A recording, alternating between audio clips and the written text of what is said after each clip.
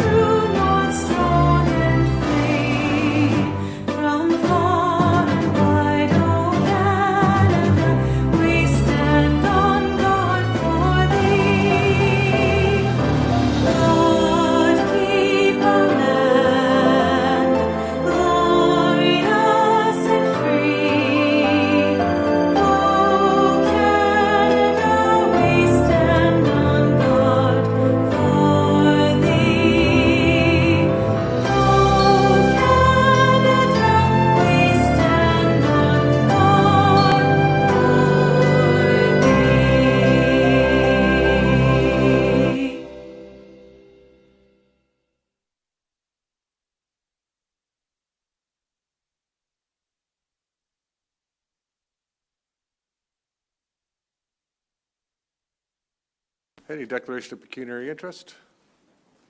Seeing none, we're going to shuffle the deck a little bit here, Council.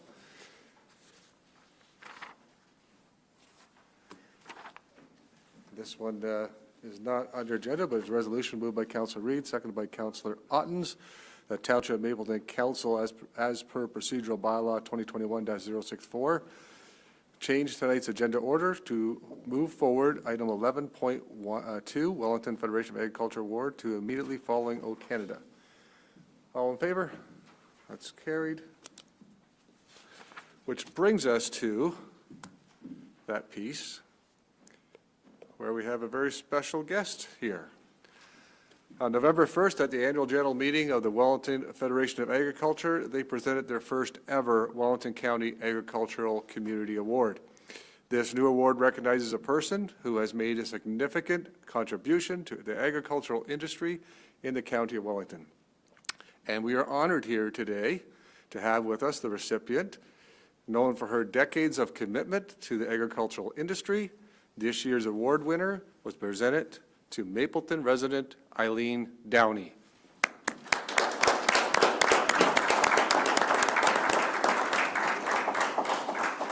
We are very pleased, Eileen, that you have joined us here tonight. Council, I ask you to come to the front. We're going to present Eileen with a certificate and get a photo.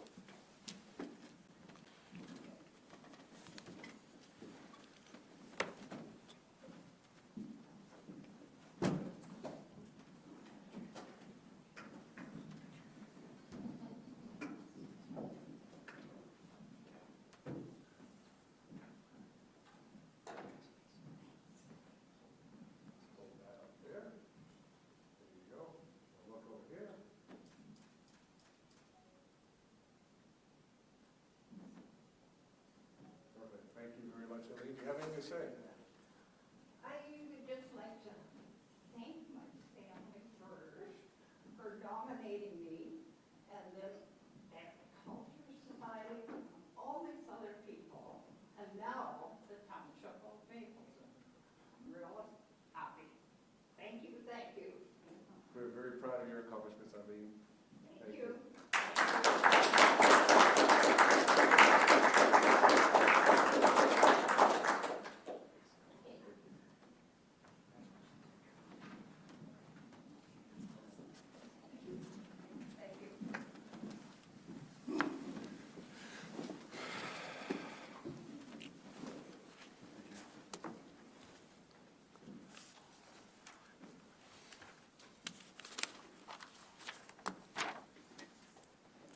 So item 11.2, Council, moved by Councillor Otten, second by Councillor Reid, that Township of Mapleton Council acknowledges the nomination of an award of Mrs. Eileen Downey to receive the first ever award for dedication to the farming community, and that Council congratulates Mrs. Downey on this special occasion with Mrs. Downey present in the council chamber. The mayor requests that council members join for a picture taken. We've already done that. All in favor? That's carried. Thank you. Guess I skipped ahead on that one there, Mr. Clerk.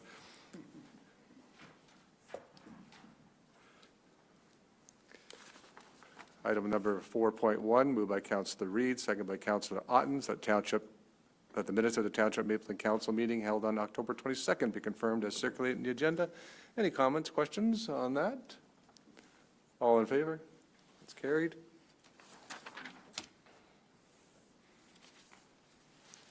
We have no matters arising from the minutes. We'll now move into matters under the Planning Act. This is a public meeting under the Planning Act to hear comments from the public and agencies and to give consideration to an application ZBA 2024-13 for proposed zoning bylaw amendment. The subject lands are located at Part Lot 2, Concession 3, 6540 Side Road 16. The purpose and effect is to rezone the retained agricultural portion of the property to prohibit any residential development and address the location of the existing barn and MDS to be severed to the severed parcel. This rezoning is a condition of severance application B1424, which has been granted provisional consent by Wellington County Land Division Committee. We'll now hear from the clerk regarding statutory requirements. Mr. Clerk. Thank you, sir.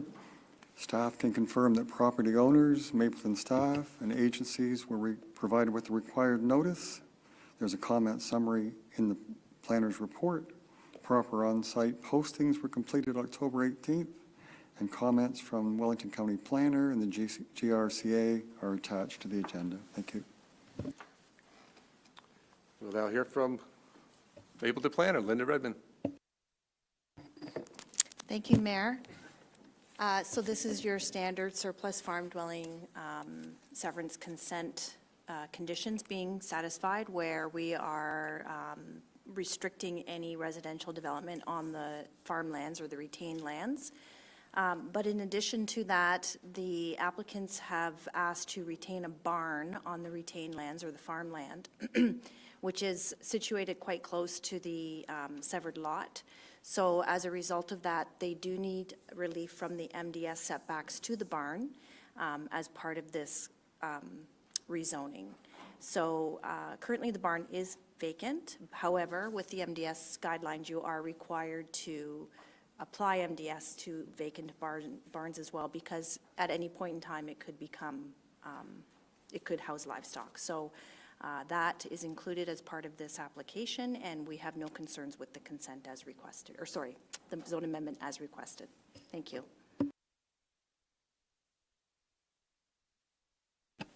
Do the owners, James and Lindsay Full, have any comments or further explanation? I don't. Lindsay's not here, but I'm James. Nothing further, thank you. Are there comments from those in attendance? Please indicate so and state your name and address for the record. We'll first hear from those in support of the zoning amendment. Is there anybody here wishing to speak in support? Please push the button there and state your name. Yeah, my name's Michael Steinbach. I live at 6546 Wellington Road 11, and I was never notified at all about this zoning change or anything. And I am the property that sits right adjacent from the roadside. So I'm not even too sure why notification and nothing publicly was notified. I had a neighbor tell me all about this to begin with. So I'm a little disturbed that way, that it can go this way before even notifying the residents of the area. His posted sign is a 8 by 10 inch sign sitting in a bunch of weeds on his property. So I'm not quite too sure if that justifies notification of this zoning change at all. It's pretty vague, if I do say so, right? So, you know, and 120 meters from the property, oh boy, we're talking farmland here. This isn't Kitchener-Waterloo or downtown Guelph or anything. So it's pretty vague of what your expansion is for notifying people publicly about zone changes like this. And I'm just saying, putting it out there, that it's a little difficult for some people to get that information unless it's directly mailed to their residents. So if you were to look on a mailing list, I was never on that list. So that's just one point that I'm just touching on. I'd like to also bring out that the entire Ontario Farmland Trust, which is an association that takes care of kind of the farmlands to try to keep them together as a farm. Yeah. But the Ontario Farmland Trust is saying that we're losing close to 320 acres a day, prime farmland in Ontario. It's getting pretty bad when you look at it, and it's acreage by acreage. It doesn't mean if it's like 100 acres or it's 1 acre. It all adds up. And to separate that property, that farmhouse from that farm, literally destroys that as a farm. So I'm basically, I was looking at the fact that if it gets rezoned to be a residential property, I'm concerned that what's for him to stop to actually sever off 2-acre lots off the rest of the property and become like more of a, he's going to make like a residential area. So I'm a little concerned on that too, of what he is, and it's not him personally, it's his corporation. So he is corporated. So that, to me, is a business. So, and I kind of don't even know if there actually physically is a business running out of this property or the adjacent property, but it is a little bit of an issue that neighbors are kind of concerned about in this area. I'm also concerned too with if you sell a property with 2 acres, well, the house is to the point where I don't even know if it's livable. It's that bad. It's probably going to get leveled, and then the new owners, well, they're not going to build a 1,500 square foot bungalow. They're going to build a 5,000 square foot bungalow, and they're going to build a shop and the whole 9 yards. So that's going to drive up all of our residential taxing on our property. So our values are going to increase, and there's not many residential properties there. They're all farm properties. So I'm sitting there with a residential property, and I'm getting nailed with all these taxes and increases that I don't think is fair. So I'm just going to put that out towards you guys, and I spoke my piece. Thank you. Thank you. And just for your understanding, the purpose of this zoning amendment is to prohibit any future residential development on the retained farm. You can't sever it off and make 2-acre lots. This is what this is about, not allowing that. Well, that's good to know, because I was never notified, right? So, you know, it all comes to notification. As long as the public is notified properly, then everything gets spelled out.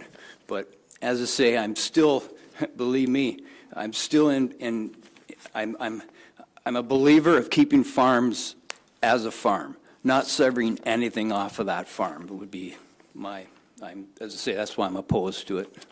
Thank you. Anybody else wishing to speak in favor of this? Okay, any other opposition then? Please take the mic.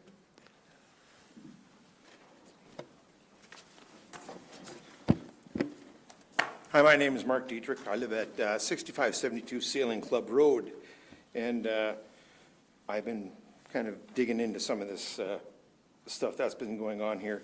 My biggest concern is, what is the MDS's measurement for distance from the driving shed, the silo, from the property line, and does it meet the required distance? We don't seem to have a physical measurement. I would love to find out that measurement. What is that measurement, or do we not know? Turn this over to the planner, please.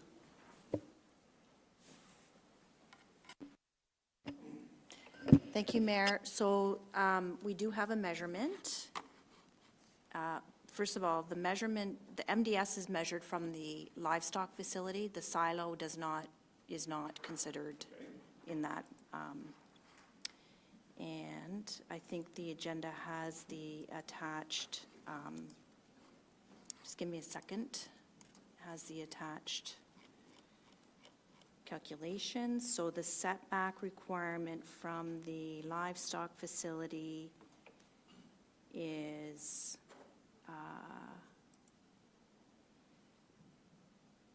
the required setback is 237 meters from the livestock facility to the new lot, which is the lot that was severed off. They have, is what's required, and 18 meters is what they have. Correct. It's 237 meters is required for the new lot to the barn, and it's 18.3 meters is what the planner has told us. Correct. For MDS, correct. What is the minimum lot size for surplus dwelling program?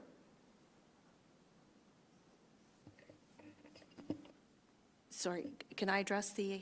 Sure, Del- please.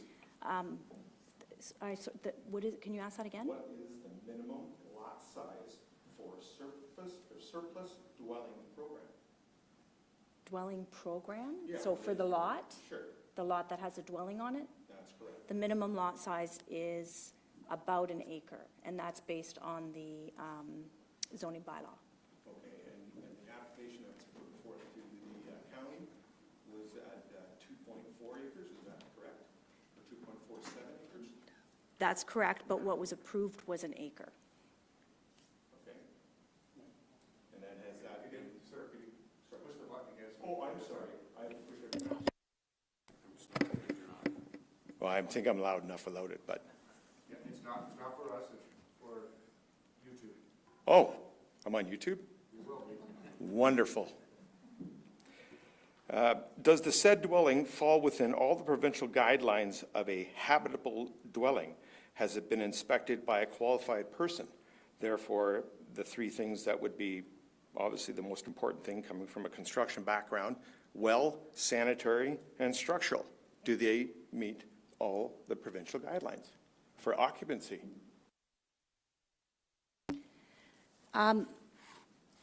So the requirements for the house to be habitable is a requirement that it falls under the consent requirements. So the checklist to support the consent of a surplus farm dwelling includes that the house is habitable at the time that the consent is being applied for. So that is a condition of consent. The consent has been approved. This application before us is for the rezoning of the land to satisfy the conditions of the consent. But with respect to the habitation of the house, there is no requirement beyond that which is in the county official plan under the consent policies that the house is reasonably capable of being habitated. So that is done when the planner does, the county planner does their evaluation of the consent, and they will establish whether they think the house is habitable. That was already done when the consent was granted. And some of these questions were asked at the county meeting as well. Go ahead, sir. Can I go ahead? Go ahead. So the well, has it had a potable test? Has the sanitary meet the provincial guidelines for a septic system? And is the structural sound enough to be occupied? Because if you build a new house, the first thing you have to do before you get in that house is you get an occupancy permit, and you don't get that until the house is final inspected. Is that correct? So, sir, the severance at the county level has been Yes. done?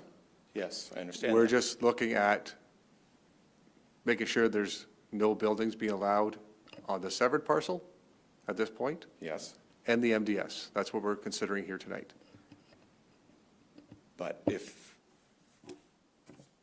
the well is not a potable well, and the sanitary is not up to provincial guidelines, how can there be anybody actually living there? That, sir, that we don't deal with that right now. What we're dealing with is, it's a separated lot and the Yes. farm property.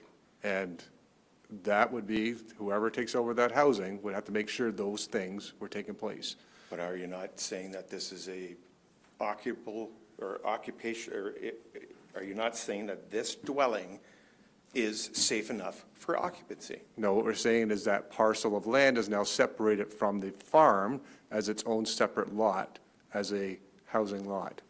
But part of those conditions were that the well, the sanitary, and the structure were all sound. Is that not correct?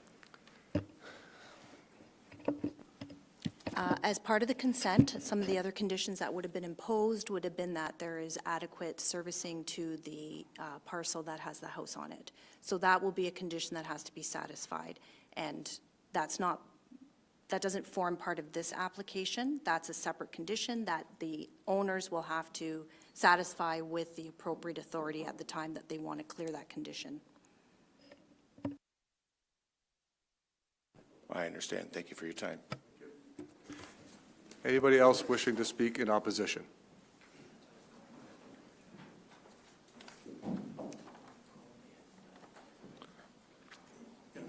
My name's Brian James. I live at 6530 Wellington Road 11.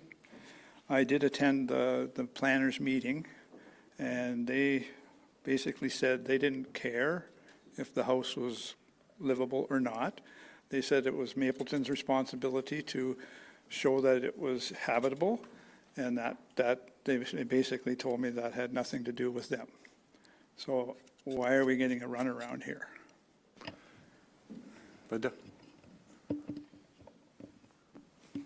Well, unfortunately, I wasn't at that meeting, so I don't know exactly what was said or how it was said or what the context of that was. But the condition that the house is to be habitable is a condition that falls under the consent policies, and that's the time that that evaluation should be completed, because it's not a condition of the zone amendment, which is what we're dealing with tonight. It's a condition of the consent that has already occurred.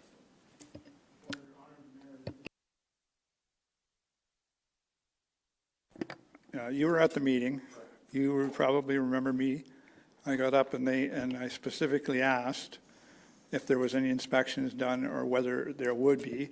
And they said they didn't care, that the new owner can level it as far as they're concerned. The responsibility of proving and checking out whether the house was habitable was Mapleton Township's. Yes, sir, I remember being at the meeting, I remember you speaking. I don't remember the exact response that I took do. place. I got shut down twice. Yeah, and I think that was the chair that was speaking at the time? Yeah. And it was going forward with, Well, he literally this- said to me he did not care whether or not the new owner leveled the house or not. And specifically says right here, the surplus resident is habitable and not expected to be demolished by a future owner. Now, there's very few conditions to this application, and if there, there's 6 here I see, and if one of them is not following, then how can it go through? as the planner has stated already, at the property has been severed at the county level, and at this point, we're dealing with the MDS and making sure that the farm property itself doesn't allow any more residential. That's what we're dealing with here today. I do understand what you're saying, but at that meeting, they said it was your responsibility to prove that the house was habitable. They basically passed the buck on to you, and now you're saying, well, it's too late. It's not our responsibility. Well, you Yeah. were there, so you heard them say that. I don't recall them saying that, Well, but of course you did. Anyways, I would like to have an explanation to what the surplus farm dwelling program is for and what its benefit is. What is its purpose? Is that something I can have explained? Linda Redmond? Thank you, Mayor.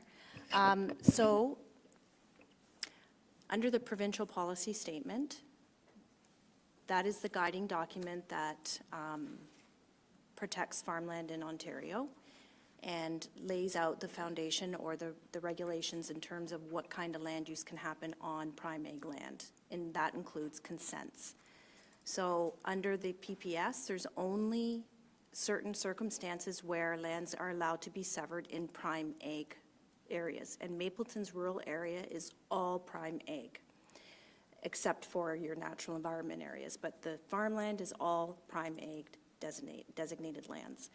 The PPS allows consents on prime ag lands for farm splits, for lot line adjustments or minor boundary adjustments, and it also allows what we call surplus farm dwelling severances.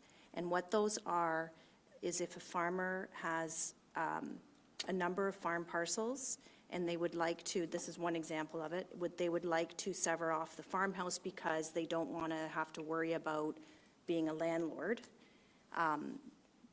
They are allowed to do that as long as they have other farm holdings. So it's, the intent behind that policy is to help farmers farm and just worry about taking care of farming and not have to worry about being landlords and worrying about tenants and what have you. Because what was happening is a lot of farmers were tearing down their houses because they didn't want to have to worry about maintaining them. They just wanted to farm. And then we were losing a lot of the housing stock in the rural areas. So as a way to continue to have that can maintain the houses in the rural areas and help farmers, they were allowing these surplus farm dwelling severances where you could sever off the farm dwelling and maintain the surrounding land in order that would accommodate all facilities, so your septic, your well, your driveway, if you have a garage or a shed or a shop you want to keep. So you sever off enough land around the house to maintain that, and then the resultant farmland is rezoned to restrict any other residential occupation so that it's just allowed to be farmed, whether that is livestock farming, crop farming, or what have you. Again, it goes back to the intent of helping farmers focus on farming and maintaining our rural supply of housing and not seeing it being removed because of that type of large farming. Well, also our area being a conservation area, there's an extreme amount of traffic there over the summer months. By doing this severance, you're promoting the farmers to be transporting their equipment and goods up and down those already overwhelmed roads. And I just think it's a very poor idea. I don't understand how it benefits our area by adding another residential property, because the person that's going to be building a house there is going to not be happy about smells and stuff like that. There's a huge chicken barn directly southwest of that, you know, there will definitely be problems with that. So those are my concerns. Again, they shut me down about the property being habitable. They said they didn't care. They said the new owner can do whatever he likes, and that it was your responsibility to make sure that that house was habitable. And that was the end of that. And now this is the meeting you're saying I can't say anything about that because we're not on that subject. So I guess, again, I'm being shut down. There's not much more I can say about it. So that would be about it. The other thing I was concerned about was in this notice that you sent, it was saying that the consent severs a 1 hectare rural residential parcel. At the meeting, they basically told them you can only have 1.2 acres. So whether it was a misprint or whatever, the notice that was sent out for this meeting was still stating a full hectare. So I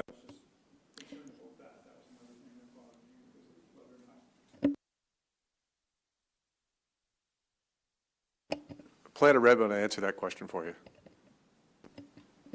So that was my mistake. When I did the notice, I didn't have the full application in front of me, so I was using the consent, what was submitted for the consent as my lot size, and then once I was working on my report, that's when I was made aware that the actual consent that was approved was, they made it smaller. So my report reflects the 1 acre parcel that was approved, and that's what will be on the amending bylaw as well. Whatever was approved is what the bylaw. I can confirm that.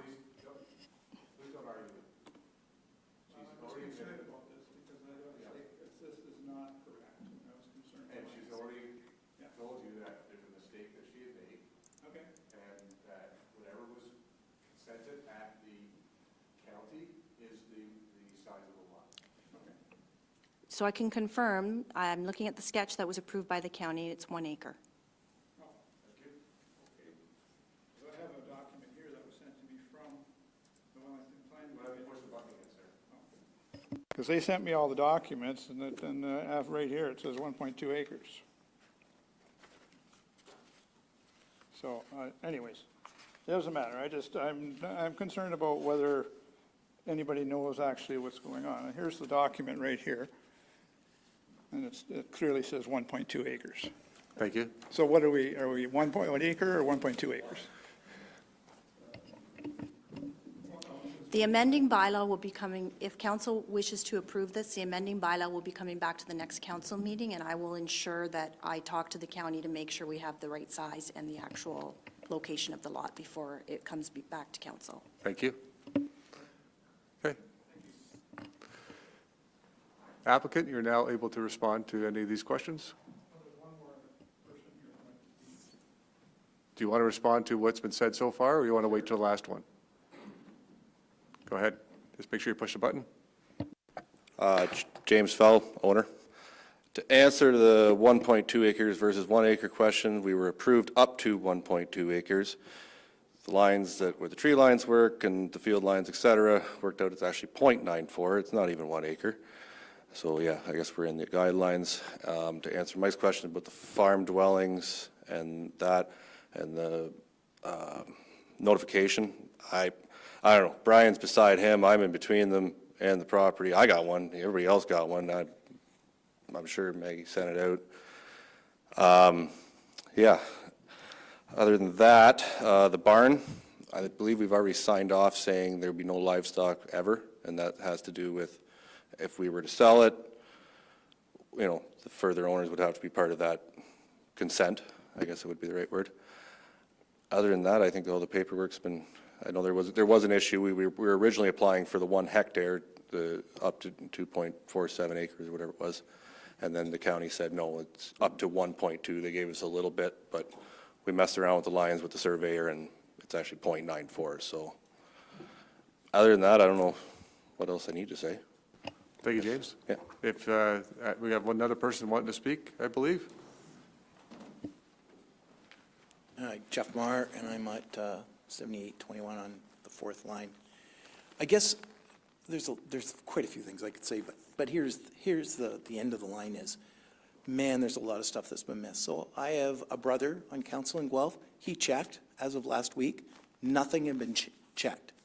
So there hadn't been any inspections done, which, you know, that's concerning. I just think that, you know, there's been a lot of things that have been missed, and there's probably other properties that come up like this, but it's, I think there needs to be some more due diligence as far as things, and, you know, you're sort of, you know, because things haven't been checked, it puts neighbors against neighbors. I drive down there, drive by, I do some farm work for some farmers down the road that you guys know. And, you know, the point about, now, well, there's no point in me talking about that because we're talking about the parcel. But, so I guess my point is, boy, there's been a lot of things I think that have been missed that still haven't been addressed. And it's not the time or the place here, but there's issues, so. Thank you, sir. Linda? I just would like to respond to that since the comment was directed at me. We don't check. There's no requirement for us to check. There's no building permit required as a condition of the consent. Again, it goes back to the county official plan is the document that requires the house to be habitable. It's unfortunate that the chair of the Land Division Committee indicated that it's Mapleton's responsibility. It 100% is not Mapleton's responsibility. And so there wouldn't be anything to prompt Mapleton to have to check whether the house is habitable, unless they made it a condition of the consent, which they did not.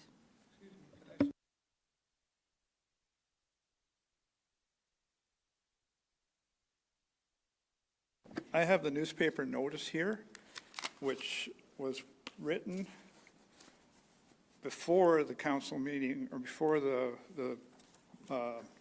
planning meeting, and it says right here, the amount of good farmland retained with the surplus house is kept at a minimum size needed for residential purposes, and the surplus residence is habitable and not expected to be demolished in future owners. In both instances, the report states. So this is before that meeting. So that means Mapleton gave the paper that information. So I don't know what's going on here.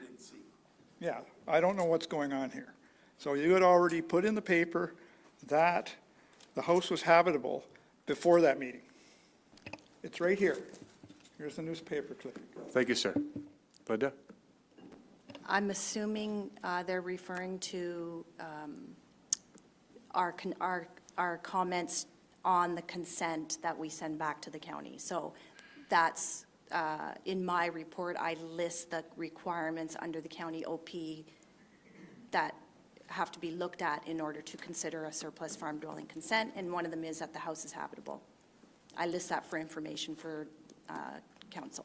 Thank you. James?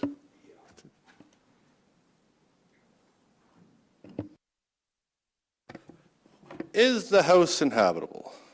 Well, my grandfather died there, well, he went home 2 years later, but he lived to be 96. My uncle moved out a year ago. He's still alive, he's old. Had somebody with some marital issues. He's been living there for a little bit from time to time. Not even charge him rent. Turn the wood stove on, she's warm, the furnace is on now. Turn the water on, there's water. Yeah, it's bone stock 1900s farmhouse, and she's tough, but it's inhabitable. Like, it's rough, but there seems to be a lot of question about this, but people have lived there, and I just don't want to maintain it. Thanks, James. Anybody else wishing to speak against this?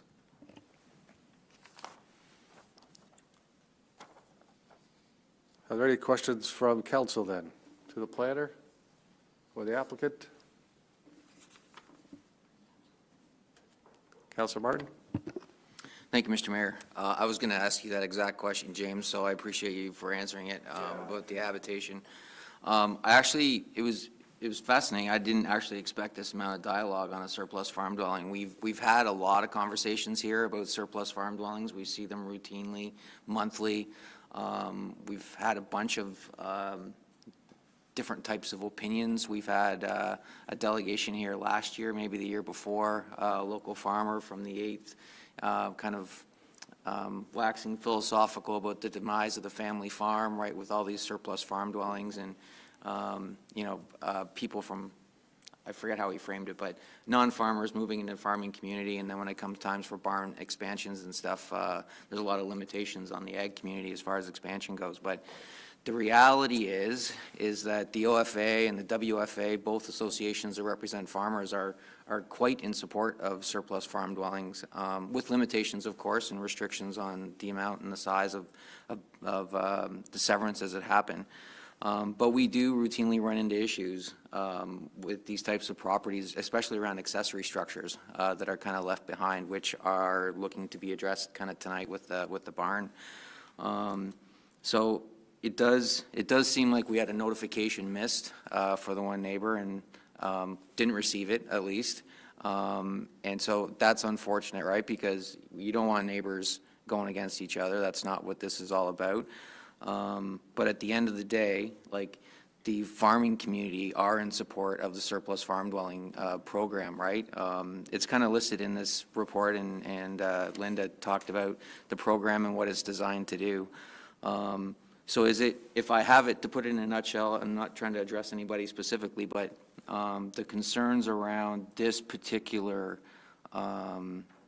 surplus farm dwelling are more about traffic and impacts on the properties around this particular property? Is that what I'm, like, if a new house goes up and property values increase, is that kind of, is that the, guess I'm not really sure what the actual concerns are about the surplus farm dwelling itself. Like, I have my own opinions, and I've shared them here at nauseam, the planners, about, but the reality is that this type of program is very much supported by the farming community, of which you guys are part of as well, I assume, at least one.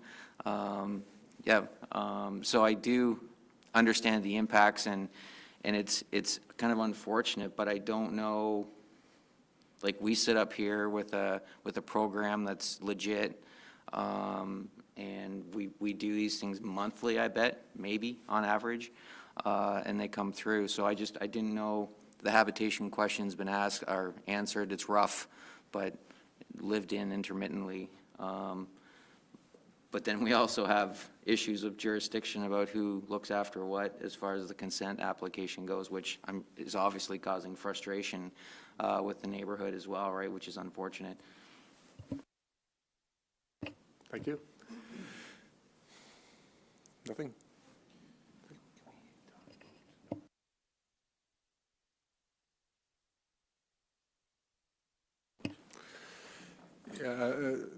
Michelle, are you able to speak about the notice and how that was given, please?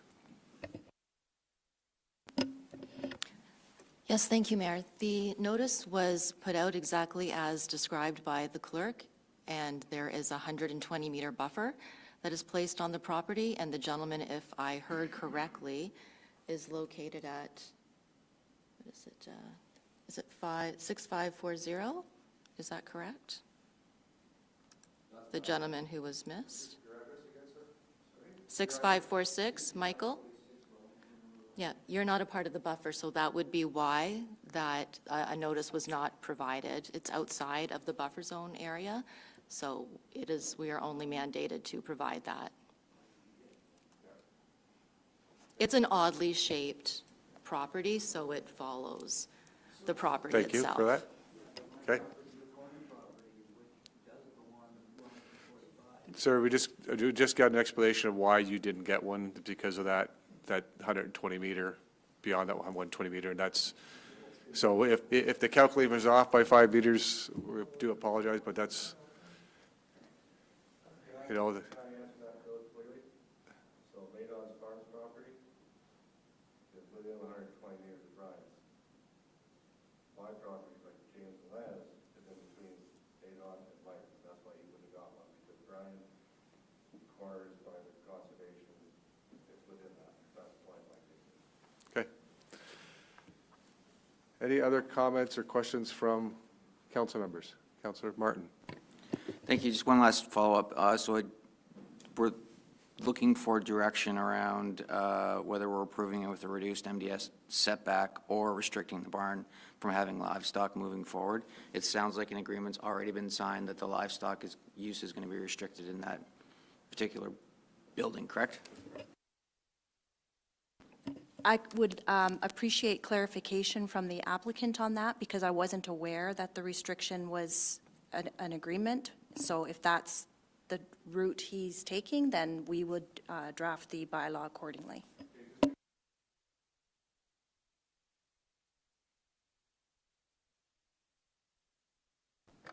Yes, on the stipulations with, in accordance to this, with the barn being for livestock, it was my understanding that we already agreed to that, and I'm pretty sure I signed something about that. Okay. Anyway, I will if I need to. Okay. Yeah, I have no plans of livestock, that's not my thing. We can make sure, council, as part of our plan here, to make sure that that's in our portion as well, that no livestock will be allowed in the barn. That way it would cover off whether or not the county did or not. Okay. Any other further questions from council then? I suspect, Tim, you've got all the names and addresses of everybody that's spoken tonight? Thank you, sir. So I will now conclude this public meeting, and I thank everybody for attending the public meeting.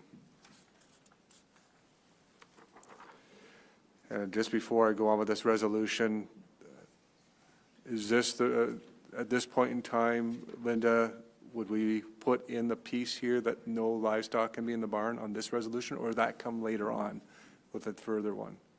Because right now, this is a resolution, I'll just read it out. The resolution is moved by Councillor Otten, second by Councillor Reed, that Township Mapleton Council receive information planning report regarding ZBA 2024-17, Made Don Farms, Part Lot 2, Concession 3, 6540, Side Road 16. That's how it reads right now. Do we need to add that piece in now, or would that come later, Linda? No, I think if you're telling me to draft a bylaw to bring back, I will speak with the landowner just to confirm whether we're doing the MDS relief or livestock restriction, because there's different ways to do the livestock restriction, so we need to have that conversation, and then I will just bring the bylaw back. Perfect. With an explanation of how we went. Thank you. Any questions or comments on this resolution? Any further comments, council? All in favor? That's carried. So that will be coming, that was received for information, and a further report will be coming back to council.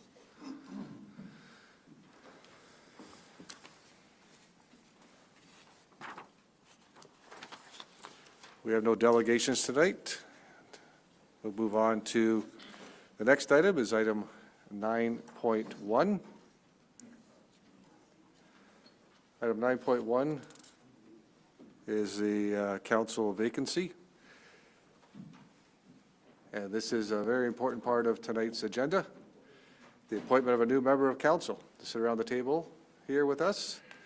Before I pass this on to the clerk, I just want to thank all three of you for putting your name forward. It's really important that we have community members that want to step up and be on council, and regardless of the outcome tonight, each of you has stepped up, and council does appreciate each and every one of you for doing that, and on behalf of the township, we thank you. And whoever the winning proponent is stuck with us for 2 more years. Mr. Clerk, I'm going to turn it over to you for the election process. Thank you, Mr. Mayor. I echo your comments about the individuals that have put their hand up. It's very appreciated. We've had 3 people here tonight have been nominated. They're Neil Driscoll, Jason Hutton, and Laurie Woodham. In random order, Mr. Driscoll will go first. He has 5 minutes to speak to council, a maximum of, and each councillor is allowed to ask 1 question. And in the meantime, Jason and Laurie, I'll just take them out to the meeting room. Laurie, you know where the meeting room is. If you could take Jason with you, that'd be appreciated.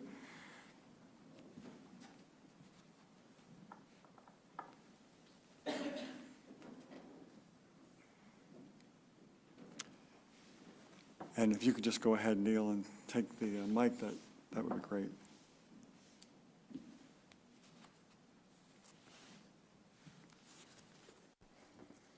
I hope I don't have near the comments that your last delegation did, but that's what one exciting part of the job is, and congratulations. I thought you handled that very well, Mr. Mayor. So first of all, I sent what I feel is a very lengthy bio out to council before, so I honestly don't have a whole lot to say this evening. I look forward to your questions, but Mayor Davidson and council, I appreciate the opportunity to speak in front of you, as well as your staff and the public that's here tonight. It's really good to see some interest, so that again. So the biggest part about the process that I enjoyed was actually having to get the 5 signatures. I haven't had to campaign in a long time, but I used this as a campaign. And I actually went to some businesses in town because, as I said in my bio, that's who the people I feel I do represent.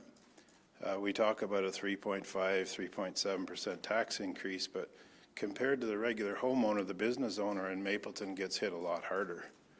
3.5% on a $30,000 annual property tax is a lot more than 3.5% on a $1 million home.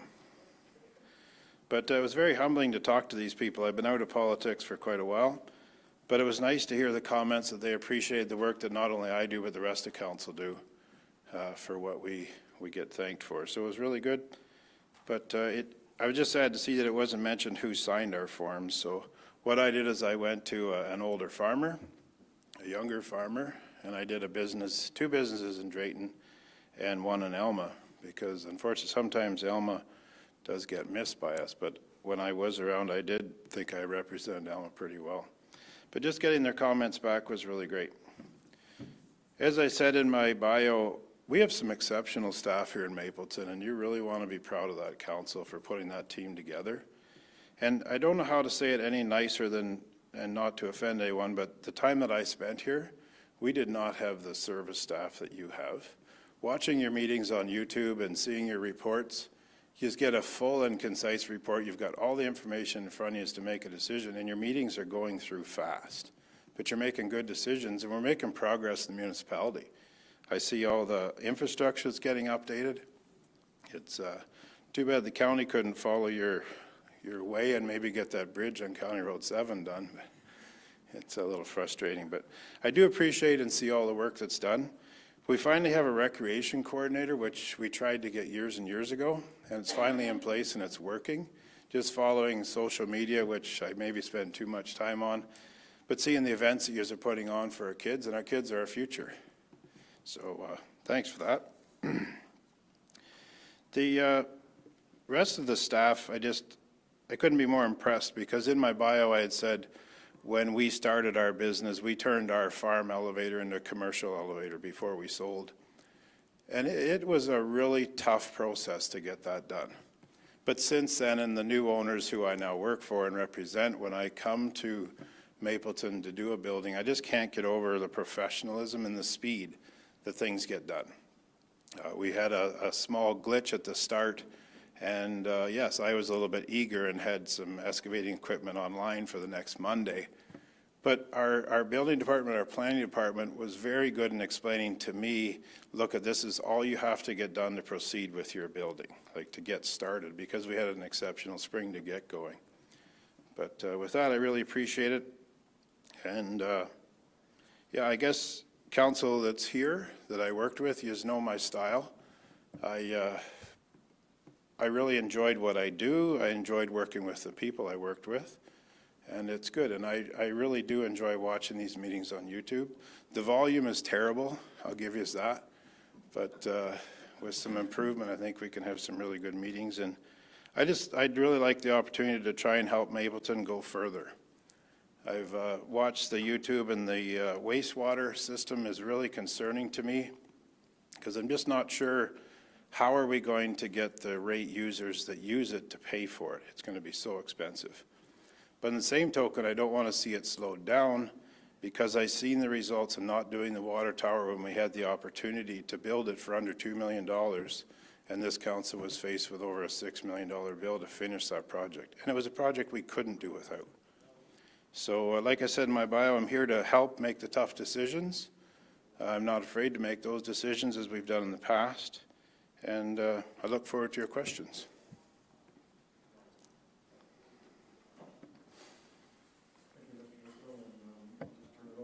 The mayor to select the order of questions. Thank you.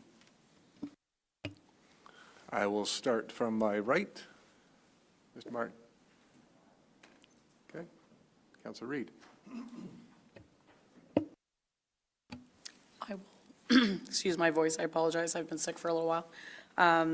Through you, Mayor, to Mr. Driscoll, what would you say has been your top motivation or priority for coming back in the middle of a term like this to appoint yourself?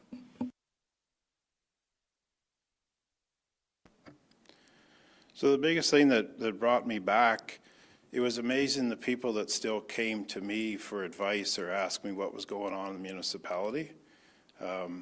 Even though you're not a councillor or a mayor anymore, people will still come to you with their concerns.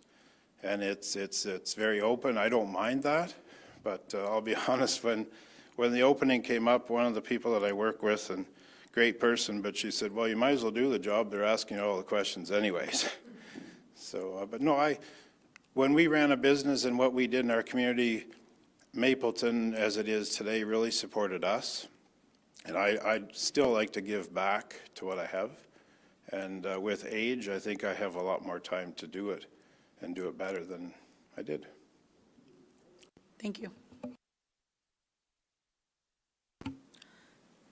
Thank you, through you, Mayor. Sort of philosophical question, what would you consider, going back to your first term on council, what was your biggest challenge back then?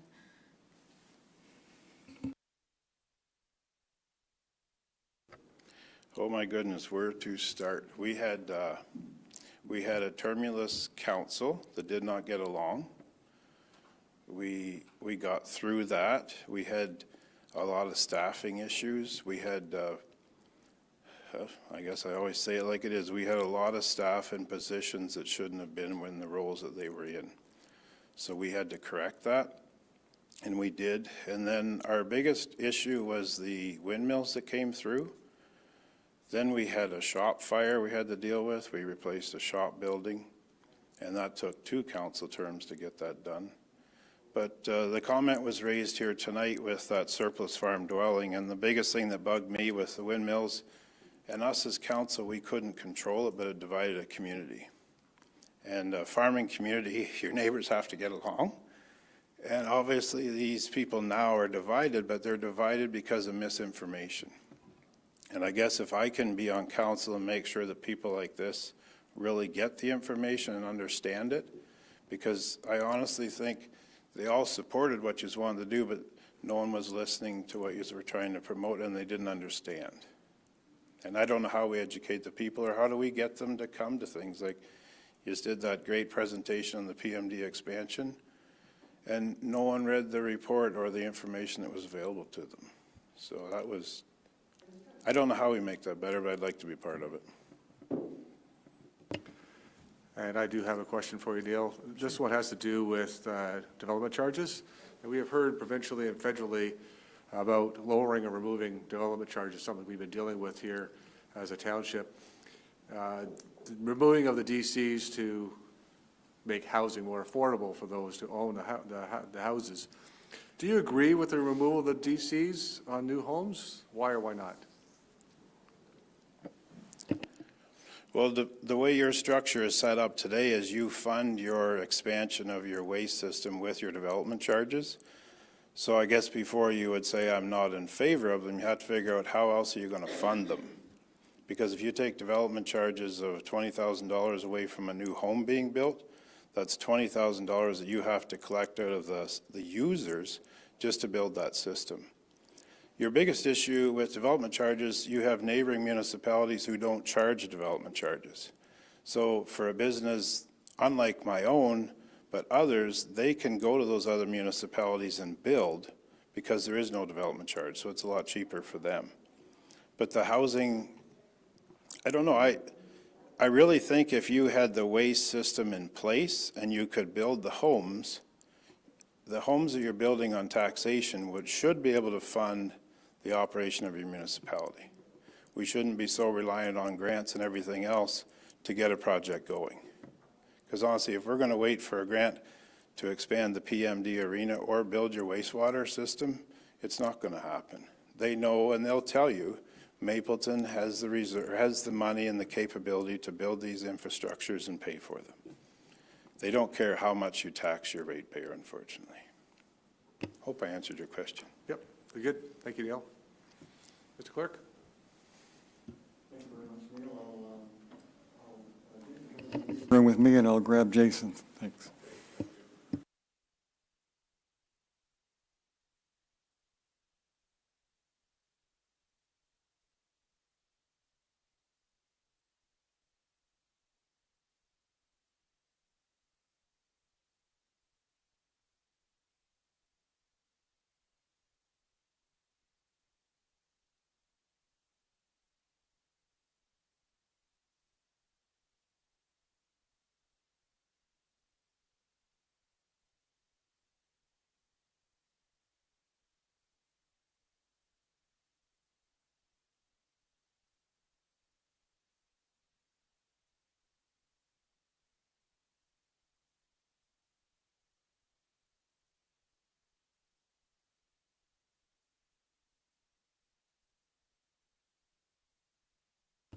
When you're ready, Jason.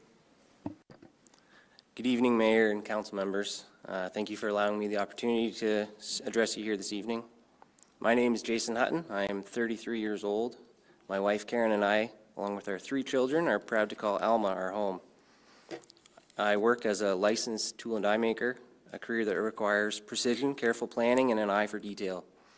In my line of work, patience is key, and these same qualities are ones I strive to bring into every aspect of my life. Whether it's my professional responsibilities, family commitments, or volunteer roles, I've learned that the ability to stay organized, dependable, and focused is crucial. In my career, I work closely with multiple departments on a daily basis. My role requires that I juggle many moving parts, balancing competing priorities to meet tight deadlines. Working in this environment has taught me to use my available resources efficiently and to communicate effectively to ensure projects are completed on time and to a high standard. I believe this experience has taught me a solid foundation in leadership and problem-solving skills that I can carry into any role, including this one on council. About 5 years ago, I was asked to step into a volunteer role with my church. At that time, I wasn't sure if I was ready for such a commitment, but it turned into a very rewarding experience. It challenged me to take a more proactive approach to my goals, not just professionally, but personally as well. The shift in mindset encouraged me to take on a new leadership role in my career, and I became much more involved in my church community. A short time later, I was appointed to the church council, where I gained invaluable experience in leadership and strategic decision-making. One of the most significant experiences for me was being involved in the startup of a new church plant in Arthur. As treasurer, I was responsible for setting up the church's banking systems, acquiring charitable status, and managing the day-to-day financial operations. It was a role that required attention to detail, strong organizational skills, and the ability to make decisions in the best interest of the community. Through this role, I gained both confidence and practical experience, which further fueled my desire to serve and contribute to my community. When I see a call for volunteers or an opportunity to get involved, I'm reminded of the words of President JFK, "Ask not what your country can do for you, ask what you can do for your country." This quote resonates with me and is a mindset that I apply to my own life. Instead of waiting for someone else to come forward, I ask myself, can I fill this role? Can I make a difference? And most importantly, am I able to contribute in a meaningful way? That's why when I learned that Councillor Tamlin would be transitioning to the county position and an opening would be available on this council, I felt compelled to put my name forward for consideration. I understand the importance of the role that this council plays in shaping the future of our community, and I do not take this process lightly. While I may not have the same level of experience here as my other nominees, I believe my background, particularly my leadership experience, organizational skills, and dedication to service, has prepared me to step into this role with enthusiasm and a strong work ethic. I'm excited about the possibility of serving this township, and I want to be a part of the decision-making process to help build a thriving, vibrant community for all of our families. I'm committed to listening to the concerns of residents, weighing all perspectives, and working collaboratively to find solutions that benefit everyone. I'm eager to contribute, learn, and grow alongside all of you. If given the opportunity, I'd be honored to serve this township and its residents. Together, I believe we can continue to make Mapleton a place we're all proud to call home. Thank you for your time and for your consideration. Thank you very much, Jason. We do have some questions from council then. We'll start with Councillor Reid.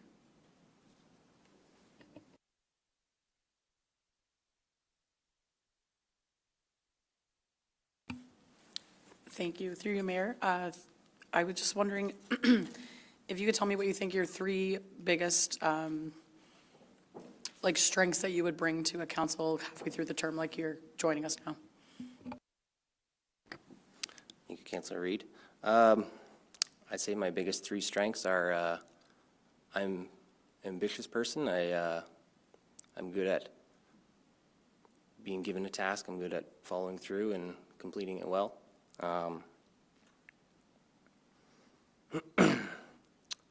I am good at working with others. Collaboration is a big aspect of my career, working with multiple people all the time, figuring out solutions to problems.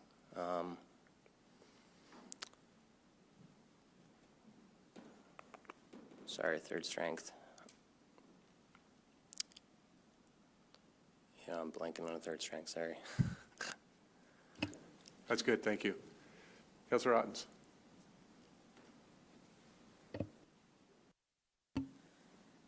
Thank you. I know with church budgets, often if you don't make the budget, then you just end up not buying the thing, or you donate less to whatever mission projects that you've put out on, within your budget. But with a municipal budget, it's kind of like an option: cut services, increase taxes. Not sure how this is a question so much as how do you feel you could balance that quandary when that is presented?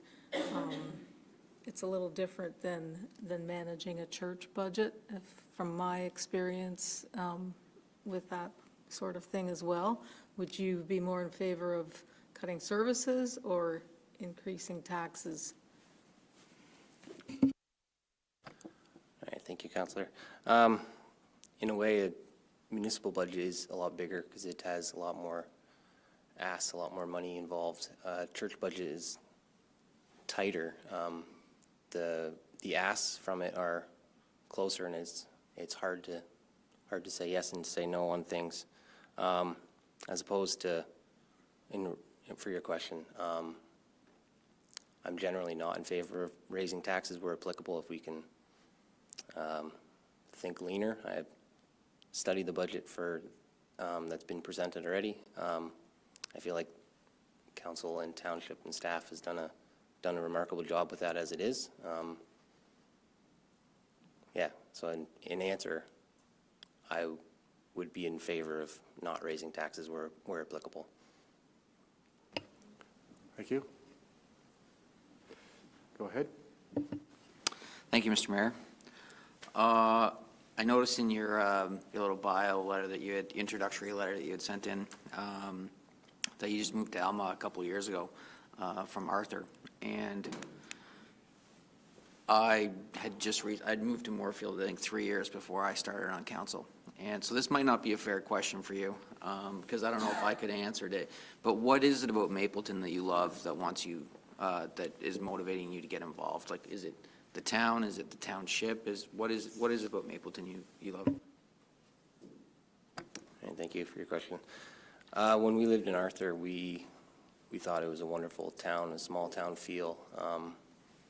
Our family needs had grown, work situations had changed. When we were looking, Mapleton was absolutely top of our list for places to look to. We thought Arthur was small, Alma's smaller, quiet. It's a wonderful community. Wonderful neighbors all around. The township itself has many good things to offer in that sense. Yeah, I don't know if that answers your question. And now my question, Jason. It sort of goes along with what Councillor Ottens was saying. So the residents of the township are faced with, and council and staff are challenged with, a significant infrastructure funding gap, with taxation being the main source of raising funds and revenue for the township. How would you explain to a resident the need for council to raise taxes annually by at least the rate of inflation? I think we all encounter the cost of inflation in all of our daily lives in all aspects. Explaining that to a resident of town, yeah, you wouldn't want to be so blunt, but to say it, but it is a part of the country we live in and the environment we find ourselves in.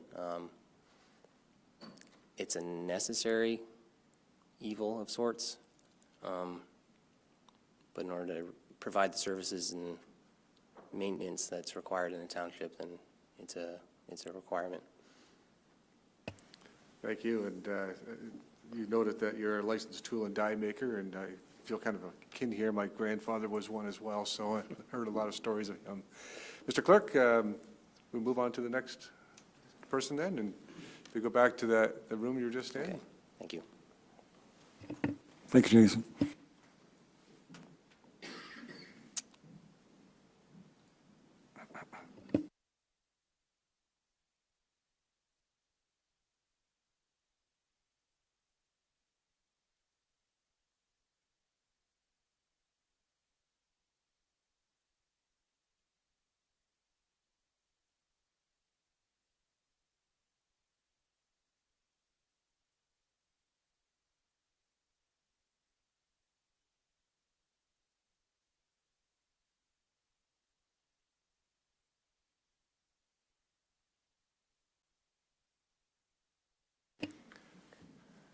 Thank you, Lori. If you just hit the mic and go ahead with your speech when you are ready.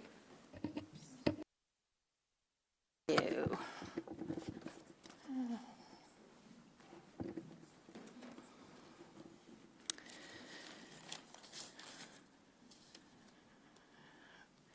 Mayor Davidson, Councillor Martin, Councillor Ottens, and Councillor Reid. I'm here this evening to ask you for your vote to fill the vacant council seat. I found my little brochure that I drove around Mapleton Township delivering at my last election back in 2014. It was October 27th. And I know Councillor Martin will find, oh my God, that's over 10 years ago. Of course she's got it, because he knows that I keep everything. So on mine, what I did before was, why vote for me? So I'd like to read it for you. If you're looking for someone on council to ask questions on your behalf, research policies and procedures, and ensure each of us are treated fairly, then I'm that person. I believe that policies and procedures should be in place to protect all residents of Mapleton and be transparent to all. I look forward to working with the newly elected mayor and fellow councillors, along with staff, to have a team that is responsible to you, the ratepayer. So even though it's 10 years later, I think that's still true. That's me. And I've been reviewing our 2025 budget report, and it gave me a sense of pride to see the picture on our front cover of our water tower. This was something we worked very hard on when I was in office, along with Councillor Ottens and Councillor Martin. And this budget seems to be a document clearly forecasting our next 5 years. And I believe it's just like a good roadmap. It clearly defines the direction the township is going. The justification sheets allow you, as council members, to make these tough decisions when it comes to releasing the final tax levy. As proud as I was with the picture on the front of the page, I was equally impressed with the very last page. On it, the core budget team were recognized by name for all of their hard work in preparing that report. This clearly demonstrated that Mapleton Township staff are a team. I believe leadership cannot be achieved without a team. And as a member of council, I would look forward to working with the team to make decisions based on the policies, procedures, many reports, recommendations, studies, consultations that are all presented in the future for the benefit of all Mapleton Township residents. And this I would enjoy very much. So thank you for your consideration. Thank you, Lori. In just a minute, we'll have some questions here for you. We'll start with Councillor Ottens.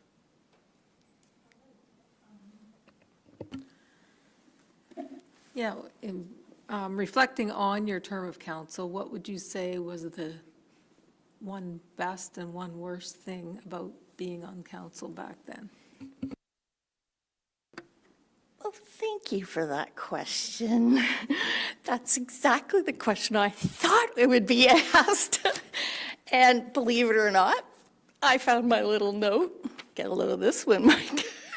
It's dated November 27th, 2018, and it was my final little note. I had the opportunity to be mayor for my last meeting. And I wanted to summarize how I felt about council. And in it, I said, and I still believe this, that public service is a rewarding and challenging endeavor.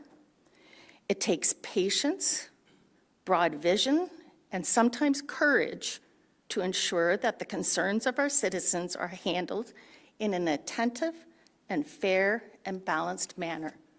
So that's how I believe, as a counselor, we approach things. I was never shy in saying, with all due respect, I have to disagree and state my opinion. And sometimes, maybe it was a good thing, maybe sometimes it wasn't, but I always felt comfortable in being able to share that and trying to represent what I believe the ratepayers wanted me to say or to help them understand better. So hopefully that answered your question. Thank you. Councillor Martin. Thank you, Mr. Mayor. Auden's kind of asked 2 questions, so I'm going to ask 3, but say I'm really fast, so it sounds like 1. So why the interest, why now, and what does Connor think?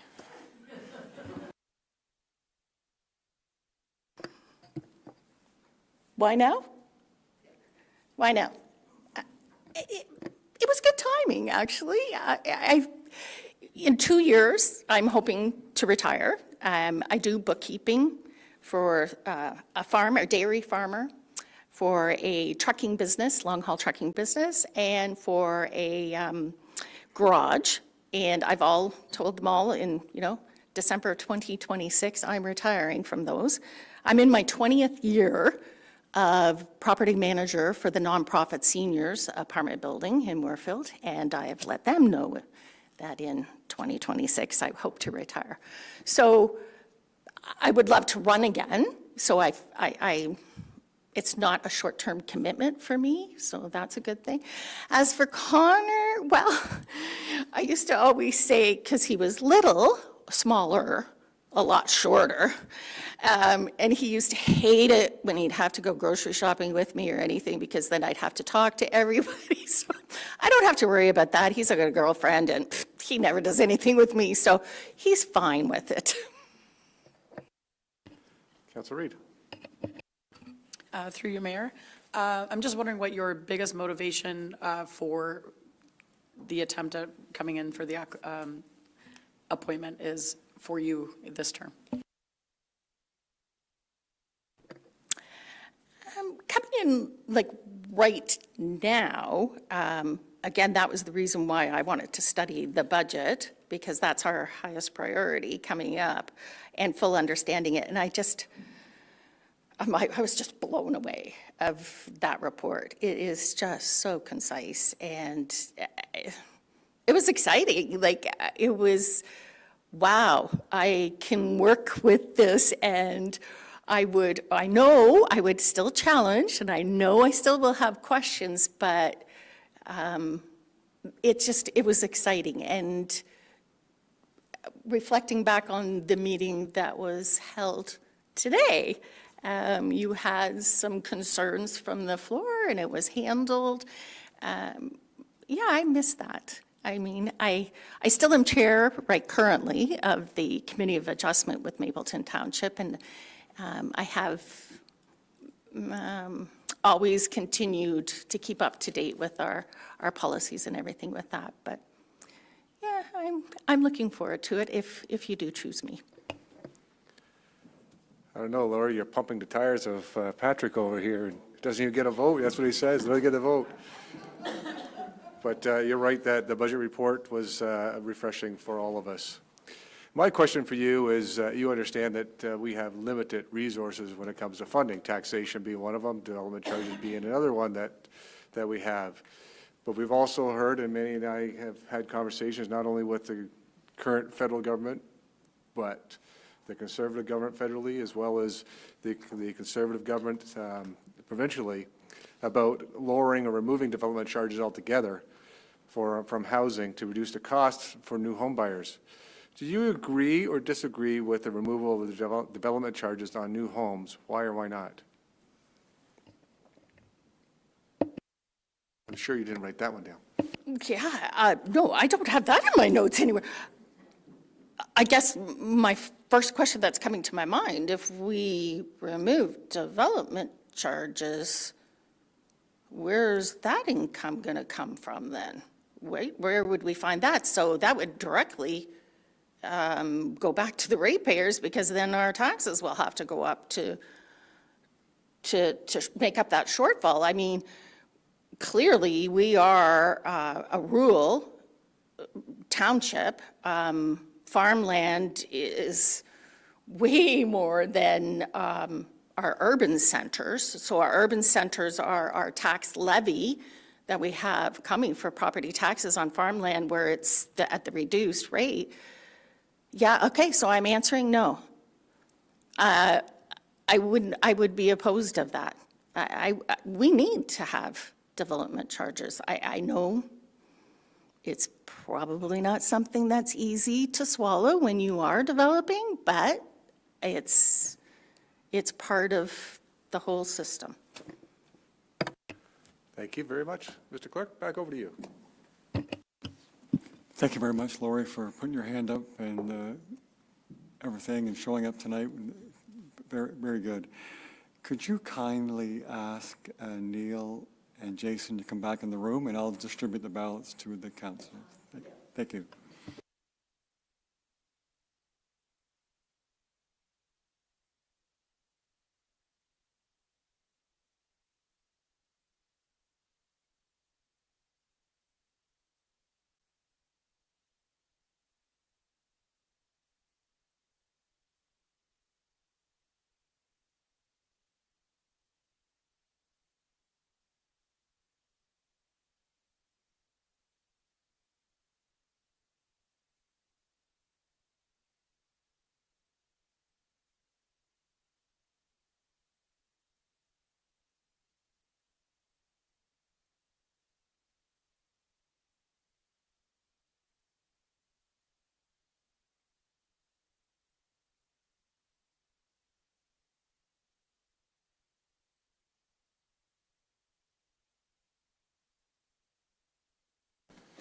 As the clerk collects the ballots, I just once again thank all three of you for putting your name forward, for the information you provided council, the questions, answering the questions tonight.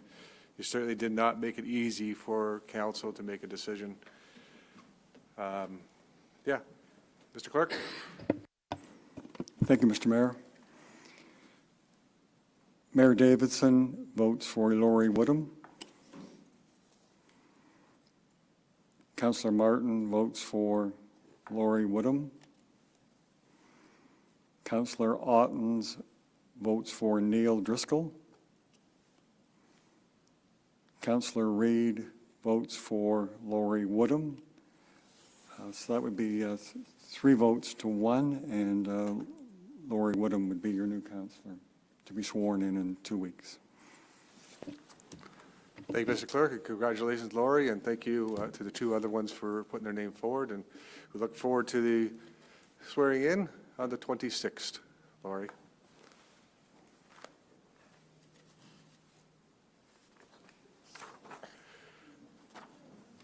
Resolution by Councilor Reid, seconded by Councilor Ottens, that Mapleton Township Council received for information, Clerk's Report CL 2024-16 regarding the appointment of a municipal councillor to fill the vacancy created by Councilor Tamlin's resignation, and that council follow the procedure tonight as outlined and adopted by council on October 8, 2024. All in favor? It's carried. Again, I think I did that in reverse, but.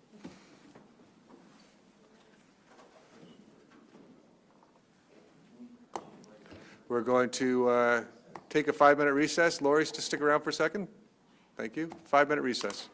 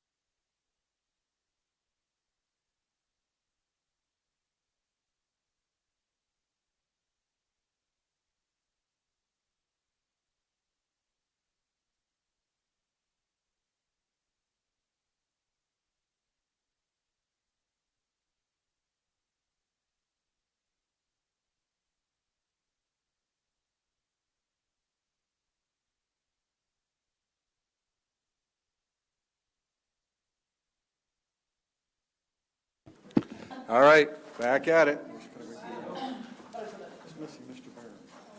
Just missing the CAO. And Michelle.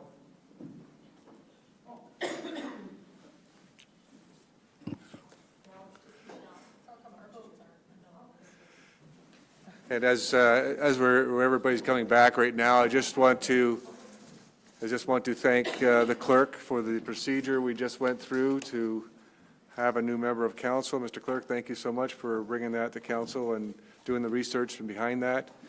It went quite smoothly tonight, sir, and I do appreciate that. Thank you very much. We'll move on to the next item on the agenda, which is 9.1.2, and this is the Township of Mapleton's updated policy. Mr. Barron? Thank you, through your worship. Essentially, as the report states, this is a long time coming. There's a lot of work that's gone into this. We presented in principle the document. We do understand that there, we've tried to check it multiple times, but there's likely things that we've missed. Some spelling mistakes there somewhere, and I apologize if there are. But it's the overall document, and if you agree with the document, great. But if you agree and there's things that need to be changed, please email me and we can make those changes. But it's to see for the entire document in principle. If you agree, we'd love to move forward. Thank you. A resolution here, moved by Councillor Otten, second by Councillor Reid, that the CAO's report CL 2024-17, dated November 12th, 2024, regarding the update of the Township of Mapleton's policy manual be received for information, and council approve and adopt the updated policy manual as presented. Questions? Comments? All in favor? That's carried. Finance report, the Q3 financial update. Mr. Patrick Kelly. Thank you, Mayor Davidson. This report is provided for information purposes to council and the community, updating the status of the operating performance and capital program as of the end of the third quarter. Attached to the report are statements, unaudited statements regarding operations, which are still in line with the budget allocations for this year, showing a current in-year surplus of around 1.2 million. Caution when reading that there are a lot of costs that come in within the final quarter of the year.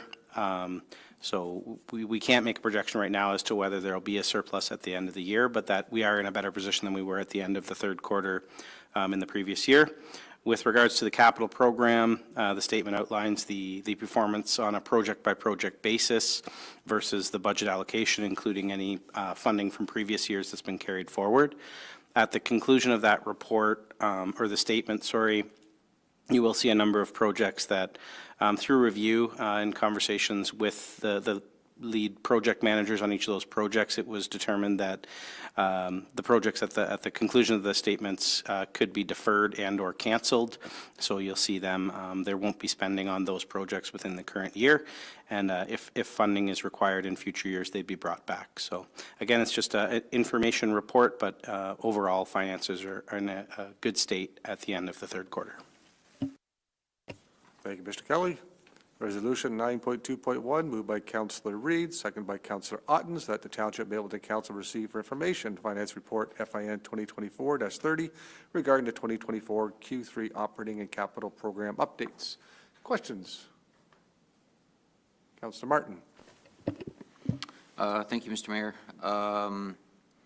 Kelly already referenced the deferred and canceled projects piece at the end of the report. Totaling 124,000 and change. What happens, some of that money was carried over from a previous year. What happens to that money now that those projects are canceled or deferred? Sure, through you, Mayor Davidson. So the funding for those projects has not been drawn out of the original funding source at this point in time, so it's still sitting in reserves. So essentially, it would remain in reserves to be utilized towards future projects. the past practice here was to keep the funding within reserves until such time as it's spent. I think moving forward, we're going to be drawing the funds out of reserves for projects as they're moving forward to get a more accurate reflection of what we truly have available in reserves. I think there was a comment earlier from one of the delegates about the size of reserve funds that municipalities have and the lack of need for external funding. Sometimes that's just through the way financials are portrayed. So we would look to be drawing funds out of reserves halfway through the year, make sure they're in place to support capital projects. Long-winded answer to say it would stay in the reserve funds where it is right now. Thank you. Other questions, comments? I'll call the question. All in favor? That's carried. I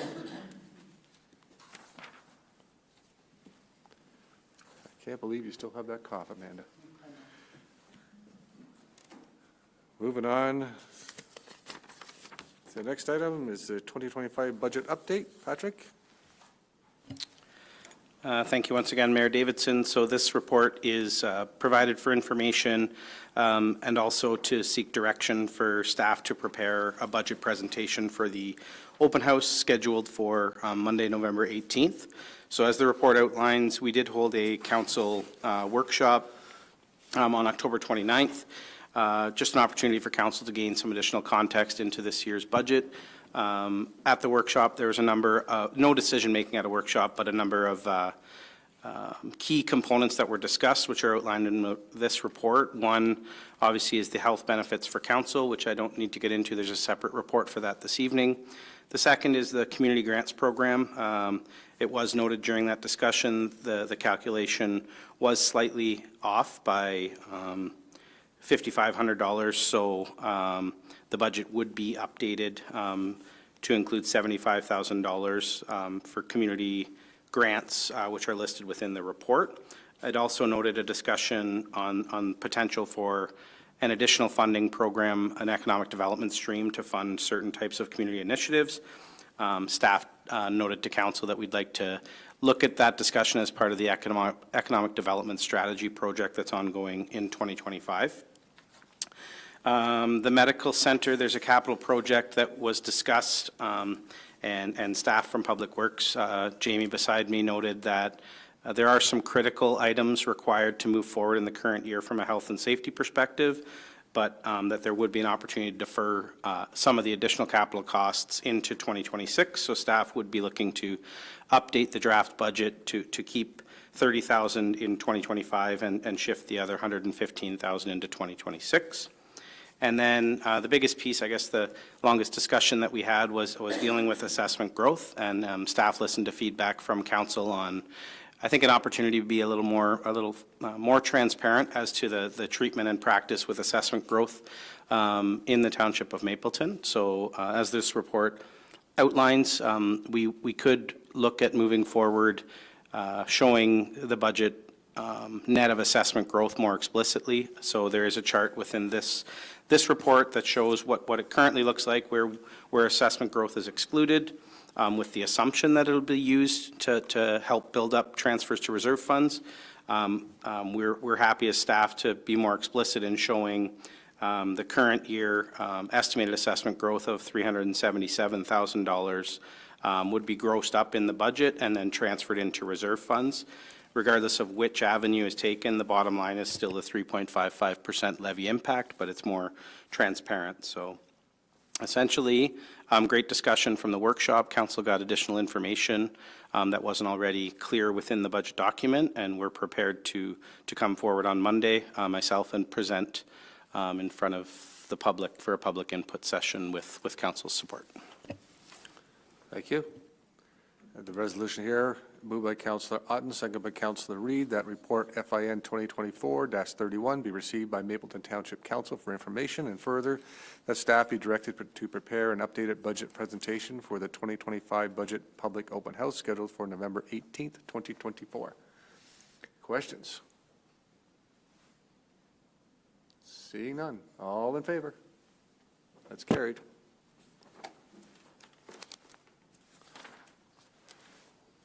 Next item up is 9.2.3, group benefits for members of council. Councillor Reid does have a motion. Thank you. Through you, Mayor, I'd like to postpone item 9.2.3 indefinitely. Thank you. I do have the motion in front of me, 9.2. That Councilor, moved by Councilor Reid, seconded by Councilor Ottens, I believe, that Township Mapleton Council postpone item 9.2.3 indefinitely. Questions, comments from members of council? Councilor Martin? Thank you. Just a question on the rationale for a deferral. Councilor Reid? Yep, through your Mayor. As we've seen tonight, we've had a vacancy to fill with our council, and I think it would just be cognizant of us and transparent for everyone to have an opinion on that when it affects everyone who will be on council. Thank you. Any other questions? Comments? None? Okay, so we're going to vote on the postponement. All those in favor of postponing? Opposed? That's carried.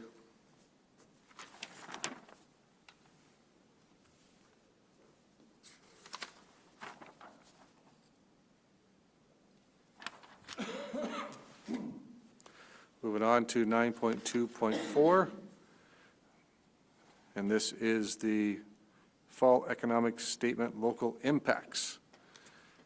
I have here the moved by Councilor Reid, second by Councilor Martin. The Township Mapleton Council received for information report FIN 2024-29 regarding the 2024 Fall Economic Statement, and the council directs staff to incorporate an additional $133,200 in funding from the Ontario Municipal Partnership Fund within the 2025 budget and future forecast. And then there's direction, and I'm going to turn this over to Mr. Kelly. Sure. Yeah. Okay. Through you, Mayor Davidson. So yes, the fall economic statement was released October 30th and presented by Minister of Finance Peter Bethlenfalvy. Several components of that are included within the report, essentially a snapshot of the summaries that were provided by AMO and the MFOA.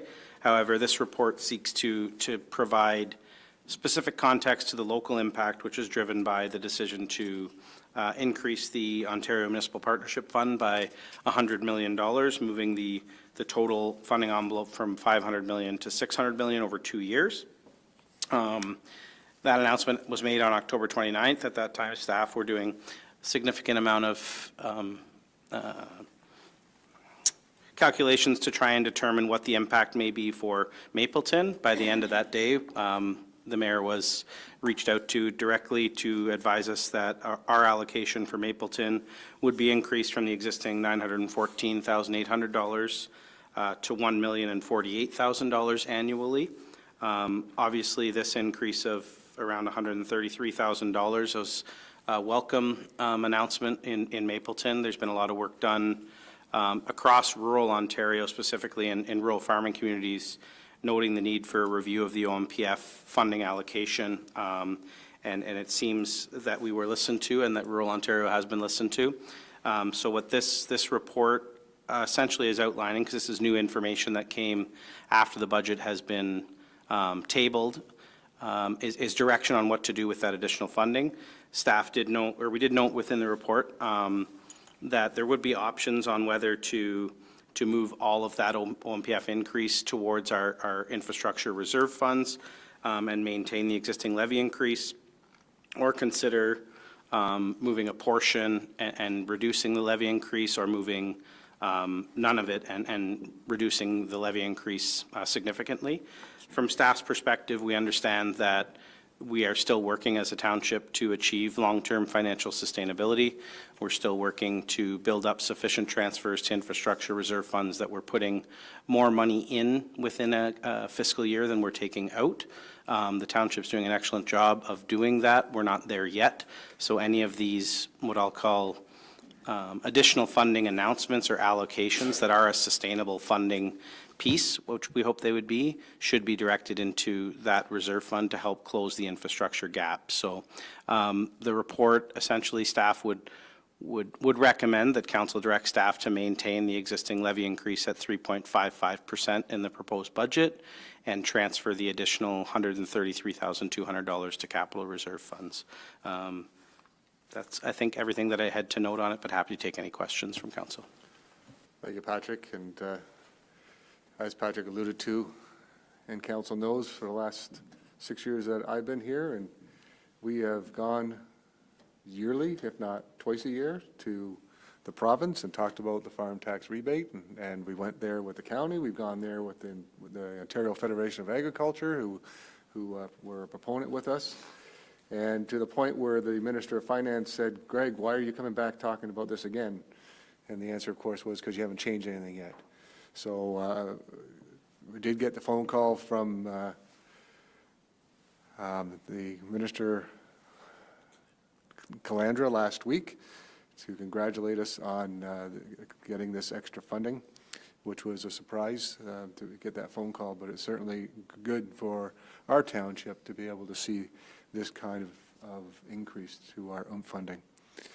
So we do have 3 options here, Council, and just to give you some kind of overlook of what other townships are doing when it comes to the budget this year, 3.55 for us is currently lower than any other township is looking at.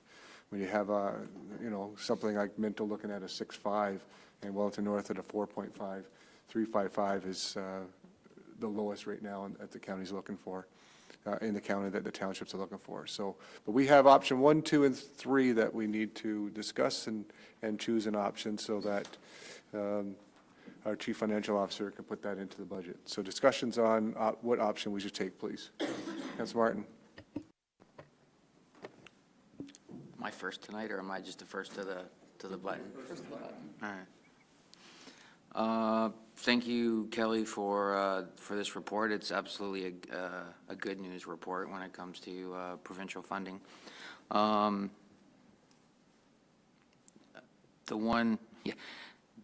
You got close to suggesting a dedicated infrastructure levy, which made me yawn. But I did appreciate the open-mindedness that you had, suggesting multiple options for this $133,000.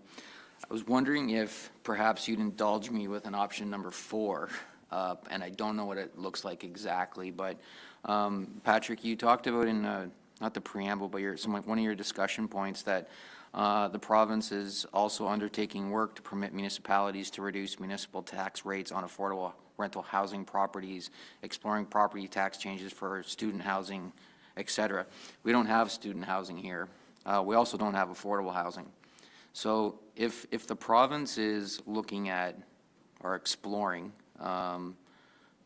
work to have municipalities provide this type of option for affordable housing, could it make sense, or what would it look like to, instead of taking this increase and just putting into capital reserves, or whatever the suggestion was on the reserves, to putting in a different type of reserve to perhaps look at addressing, not like we're trying to earn brownie points with the province, but like if we have something like that we've identified as a need locally, could this be like a kickstart?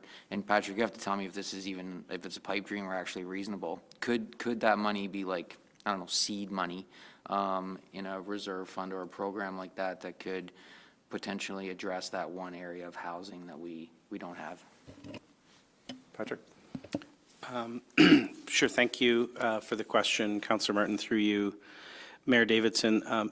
As the report outlines, the province did speak to looking at bringing in new tax classes or tax rates associated with affordable housing. I'll be clear that bringing in new tax classes or tax rates would be the purview of the county level for the affordable housing if there is a tax rate and ratio allocations, et cetera. That's piece 1. Piece 2, I think what you're speaking to is establishing a funding reserve in place to support development geared towards affordable housing and maybe be able to cover costs associated with the development of affordable housing, whether that's waiving of, sorry, I won't say the word waiving. I'll never say the word waiving. There's no such thing as waiving fees. The money comes from somewhere. but it would cover the cost of building permits by being drawn from that pot, or cover the cost of development charges by being drawn from that pot. There are municipalities throughout the province that have started to develop a affordable housing reserve fund. The sources of funding for that, from my research to date, have been through the development community itself. So a developer, similar to cash in lieu of parkland, makes a contribution to an affordable housing reserve so that future development geared towards affordable housing can tap into that. What I'll say is as I noted within a couple of reports and early on here, I am prepared in 2025. It was funny because Councillor Ottens tonight asked me if the budget gets passed, what am I going to do after that? But in 2025, to revisit the long-term financial strategy of the town, and one key piece of that is our reserve fund framework.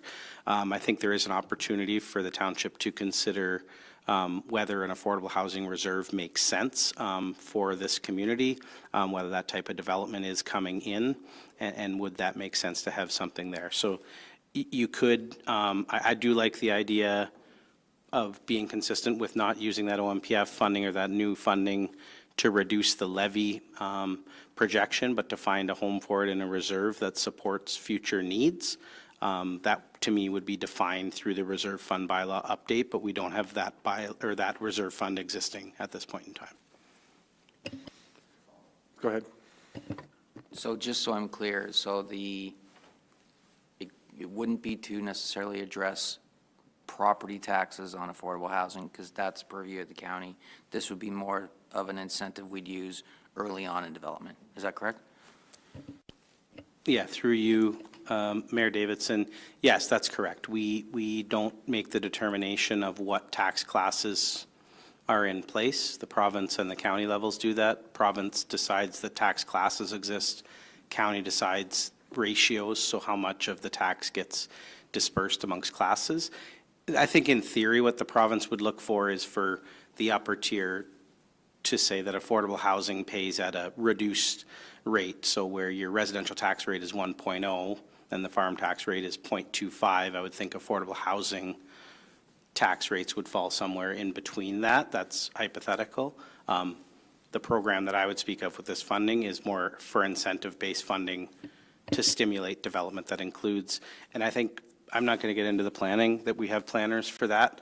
There is a key distinction between affordable housing, social housing, missing middle types of developments, but that's all in the planning realm. This would just be a funding source to help incentivize that.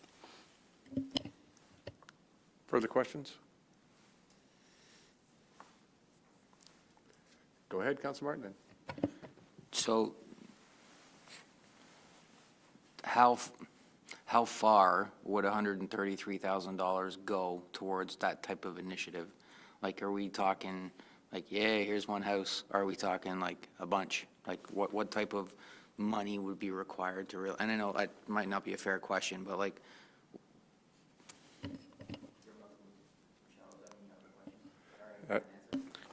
Patrick? Yeah, I think we kind of hit the nail on the head at the end. That's a tough thing to calculate on the spot. There's so many different types of development that could happen.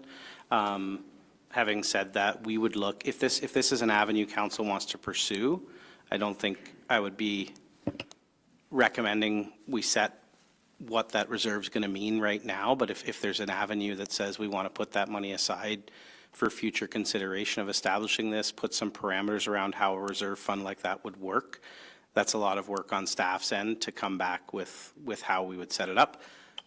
To me, that would come forward within the larger reserve fund framework discussion. Michelle? Thank you, through you, Mayor. Just for fair and transparency, yes, I did move my mouth to say here it's not a fair question. And I think Patrick did a far more eloquent job at answering that. But as we know, we also have other funding applications that we're still waiting to hear back from, HAF being, or HAF 2.0, whichever way you want to look at that, all of which is under that same expectation that we are going to somehow create more housing. So whether we can get it down to an affordable, I would say that particular amount of money is not going to go very far. But that's not to say we couldn't create an incentive program through that along with the other funding that would come through. But again, it's far too premature, but I do like the way your head is thinking.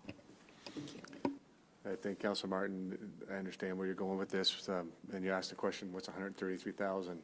Well, it depends. If you do 133,000 and they give that to us year after year after year, and you wanted to dedicate that, then that would build up. But we don't know if we're going to get it again further on. So I guess the question right now for council is, do we want to maintain the levy at 355 and put this into reserves? Do we want to use a portion of this and to bring down the levy increase? Or do you want to use all of it to bring down the levy increase? So if I can hear from council of your direction here, do you want to keep the levy increase at 355 and put this extra money that we weren't expecting into reserves to be used in our capital programs? Councilor Ottens? Thank you. Through you, Mayor. I would just go with option one. Our levy adjustment it's reasonable in these times, and I would prefer the reserves build up. And if the future is to adjust our reserves for different purposes, as the one that Councillor Martin has suggested, then this is already in there. Yep, through you, Mayor. I also would lean towards option one. Our levy adjustment at 3.5%, 3.55, sorry, is fiscally responsible, I believe, at this time. And that's the way I would see the direction going.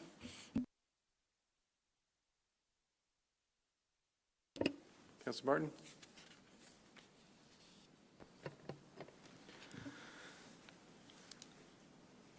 I think that, I just want it to have purpose.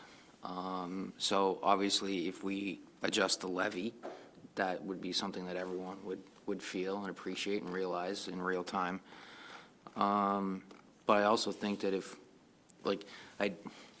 it just goes into, if it goes into capital reserves and stays there, it looks like we're kind of stashing it in a savings account, which indirectly will benefit everyone because it'll go into a capital project that will benefit people. But if this is kind of a realized early Christmas gift that we could attach an idea to, that the community would benefit from, that it would have that purpose to, then I think that could be an idea or a philosophy that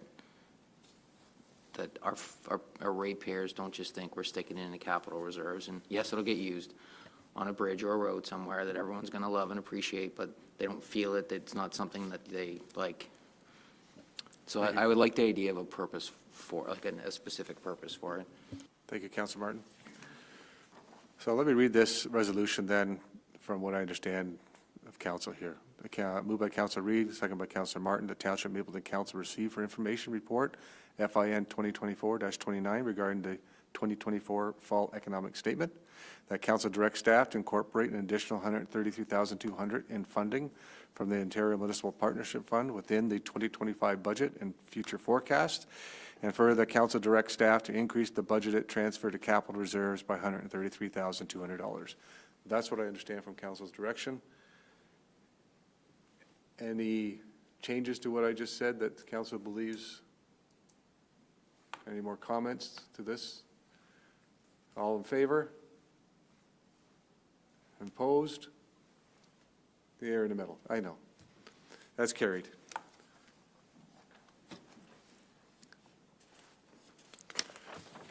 You're right, Councilor Martin, that's a tough one. Certainly something when Patrick goes back and starts looking at our capital, our reserves completely, that we might be able to revisit your suggestion. 9.2.5, and this is the rating bylaw for tile drain loans. And Patrick? Yeah, standard housekeeping style report, nothing additional to the report to add. Thank you. The resolution moved by Councilor Martin, seconded by Councilor Reid. Township Mapleton Council received for information Finance Report FIN 2024-27 regarding the rating bylaw for 2 tile drain loans, and that council consider bylaw 2024-051 being a rating bylaw to impose special annual drainage rates upon land in respect of which money is borrowed under the Tile Drainage Act. Questions? Seeing none, all in favor? That's carried. 9.2.6, Municipal Services Corporation. Patrick. Yes, thank you, Mayor Davidson. So this report, as was noted in a previous meeting with the presentation from Graham Capital, is coming forward with the early works agreement that staff are seeking authorization for the mayor and clerk to move forward with the early works agreement with Graham Construction and Graham Capital Partners for the upset limit of $1.6 million pending legal review. So the early works agreement has been draft based on the standard practice for a municipal service corporation and the works required to move forward with infrastructure investments of this size. We felt it was appropriate through the leadership of our CAO Manny Barron for the township to have our own independent legal review of that early works agreement prior to signing it. So as the report outlines, we have solicited the advice from BLG, Mark Roger being the representative on the township's behalf, who will be reviewing the early works agreement, making sure that the township's interests are fully protected through stages or phases 2 to 4 of the project as outlined in the report. So this report would seek authorization for the mayor and clerk to sign that early works agreement pending the feedback from Mark Roger. So essentially, we're putting the agreement into Mark's hands for his, or Mr. Rogers' hands for his feedback prior to the mayor and clerk signing it back to Graham. Thank you. Resolution moved by Councillor Reid, seconded by Councillor Martin, that Township Mapleton Council receive for information report FIN 2024-32 regarding the Municipal Services Corporation Early Works Agreement, and further that Council authorize the mayor and clerk to enter into early works agreement with Graham Construction and Engineering and Graham Capital Partners, permitting the early works to be carried out with respect to the township's water and wastewater upgrades as outlined in Appendix A of the early works agreement for the upset limit of $1.6 million. Questions?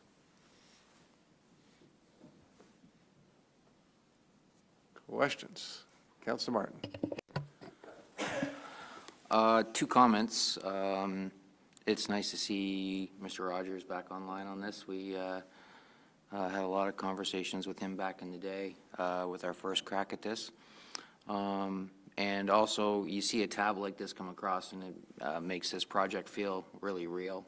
1.6 million for a lot of soft services, like advice, which is all part of the game, but you see that kind of number with no actual product or no wastewater, project done.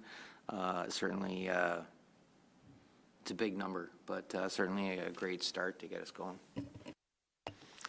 Certainly is a big number, and but not as big as the 41 million of the total project. So we're in for quite a bit of dollars. Patrick?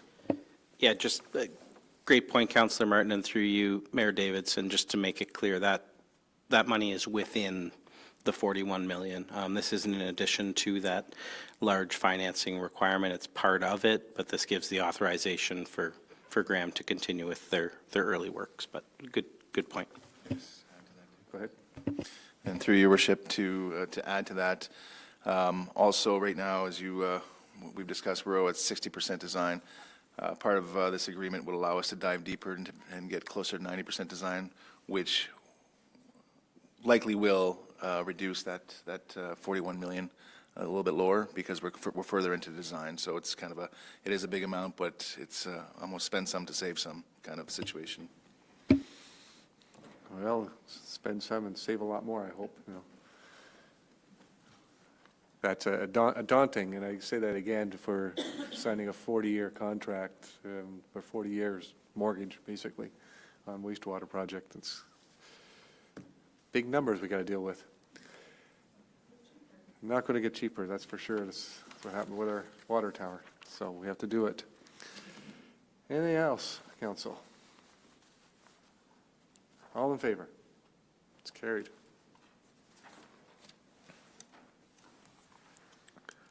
Moving on to the next item is 9.3.1, the consent application.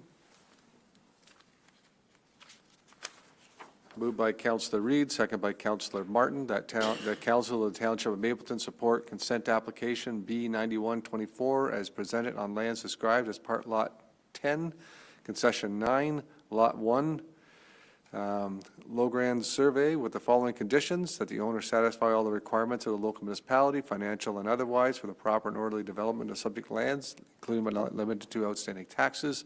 Payment be made of a fee of $420 for a letter of clearance, and that copy of deposit reference plan be submitted to the township. And further, the council authorizes the planning and development manager to file with the secretary treasurer of the planning and land division committee at the county of Wellington a letter of clearance of these conditions on completion of the same. Any questions for the planning manager or the planner? Then I'll call the question. All in favor? That's carried.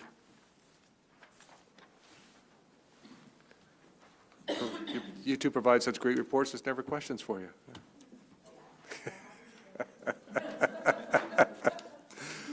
Oh, yeah. All right, moving on to 9.41, replacement of permanent closing of the bridge, MB 002. Going on to Jamie Morgan on this one. Mr. Morgan. Thank you, Mayor Davison. As promised, during the budget deliberations, I brought back a report. It was asked by council to maybe think about a couple different options with the cost of MB 002. And so I provided council with quite a few attachments with information there, a lot of reading, bulked up Larry's council package. So there is a few things in there. So really what I'm looking for is a little bit of direction from council on whether we want to move forward with progressing to replace this structure or to meet a research into permanently closing it.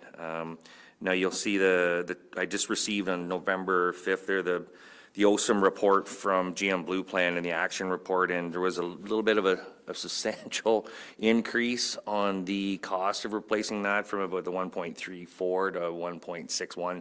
So there was a bit of a gap there. So when speaking with the CFO, we decided to, potentially move this project, give staff some time to bring some information back to council on the closure process. It did not hit the heritage designation, which was good, but to close it, we would still need an archaeological study to actually physically remove that structure, which I would always recommend not leaving it, but actually physically removing it. So in the recommendation, I'm asking for about $60,000 to be adjusted within the 2025 budget and bring it back a further report after talking to my consulting engineers on what we want to do, or after getting council's direction, if we're going to permanently close it or replace it, then we'll move forward in that direction. I'll bring back another report to council with all that information for 2026. I won't be waiting that long. It'll come long before that. And so I'll have to do some consultation too with the fire department for emergency services. That's always a concern when you close a structure. And so doing that consultation as part of that. And then it's not mandatory to have public consultation, but staff always highly recommends involving the public and especially the local residents in that area in some conversation on what direction we want to go. So my recommendations there, just looking for some direction from council, whether we want to investigate replacing or permanently closing. Thank you. The resolution I have here is moved by Councillor Martin, second by Councillor Reed, that Township of Mapleton Council receive for information report, PW 2024-19, regarding the replacement or permanent closure of Bridge MB 002, dated November 12th, 2024, and that Township of Mapleton Council provide direction to staff to further investigate the replacement or permanent closure of the Bridge MB 002, and further that the 2025 capital program be updated to reduce Project 19070 Bridge MB 002 to $60,000 in 2025, and defer the remaining budget allocation of $1.284 million to 2026 to allow staff the time and resources to undertake a comprehensive study on the replacement or potential permanent closure of Bridge MB 002. So, open that up right away for questions or comments, and I go to Councillor Ottens. On this one. Yeah, it's now up to $1.5 million on a bridge that serves one house. And it's not like that house can't, the residents are left without options. I find that it's a lot of money for something that we could spend a lot more wisely elsewhere, and so obviously I'm in favor of closing the bridge. I think I brought this up once before. Is it possible to close it to vehicular traffic and put up bollards just so pedestrians and bicyclers could still use it without having to do major repairs, or is that too much? Jamie? Through your Mayor Davison, that would be part of the consultation process, what we would do with that. I have worked in other municipalities where bridges were closed. You still have to do your inspections on them every year, and you still need to do the maintenance, because you're not technically closing your permit, like for vehicular traffic or ATVs or snowmobiles, you're not closing it to those, so you still need to do your inspections every 2 years and do the maintenance to it to make sure it's even safe for that type of use. So we would do that through that consultation and present that back to you. Thank you. I had a similar question, so thank you for bringing that up. You made a comment about one house. Mr. Morgan, do we have an idea of the traffic counts that vehicles going across this bridge or using this roadway? To Mayor Davison, I do not have those with me today. I apologize. That's probably one thing I should have brought. And I don't think it's in the document here. It's more of the uses of school and stuff like that. My apologies. I do not have the ADATs. Thank you. Questions, Councillor Martin?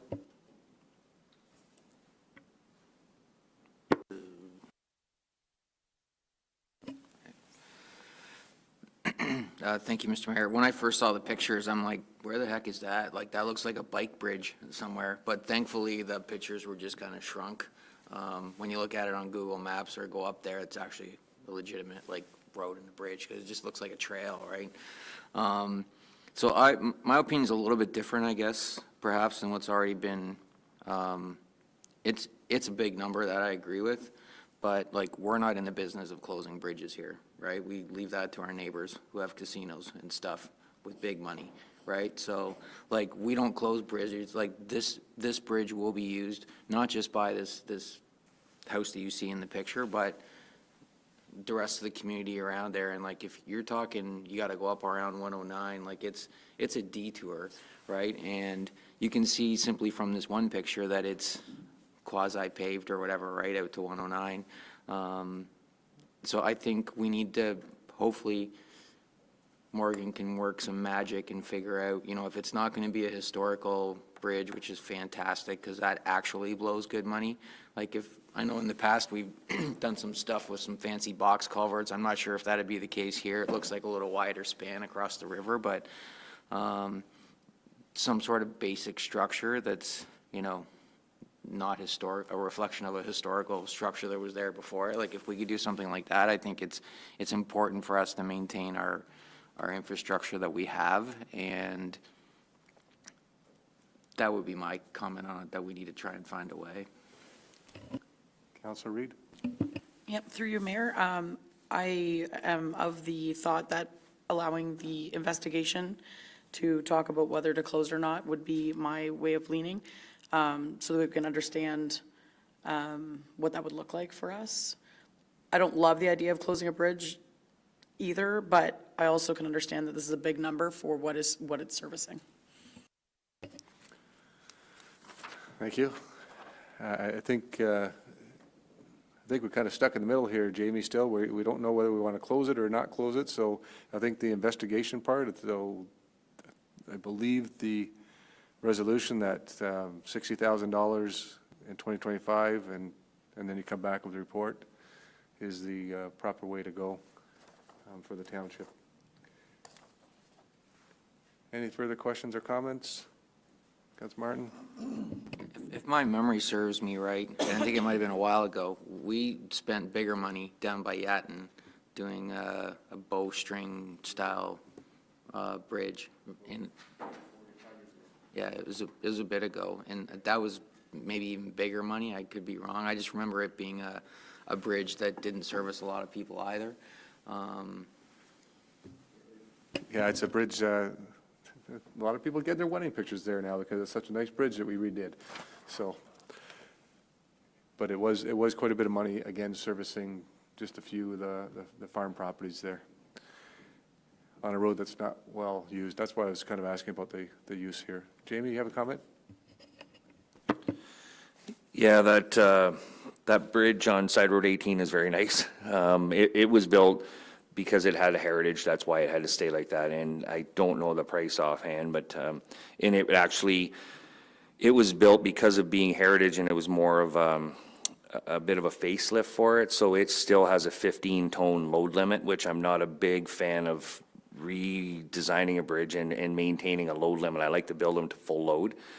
If council wishes, and like I always do, I try and find a different alternative than what the engineer would put out.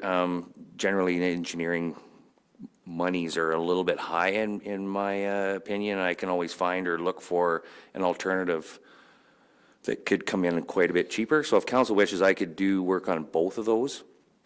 And I think the 60,000 would be very close to getting some preliminary estimates with RJ Burnside on maybe some different styles that might be a little bit cheaper than what is in the OSUMs. These OSUMs are useful to a point, and then sometimes they're not useful to staff. So I think I'll move in that direction if council wants, and I'll do a little bit of both there and bring back kind of a dual report for you and work away at that and make that decision in after you've seen those numbers. Thank you, Jamie. Any further questions or comments? Would you like me to read the resolution again, or are we good? Good? Okay, all in favor then? It's carried.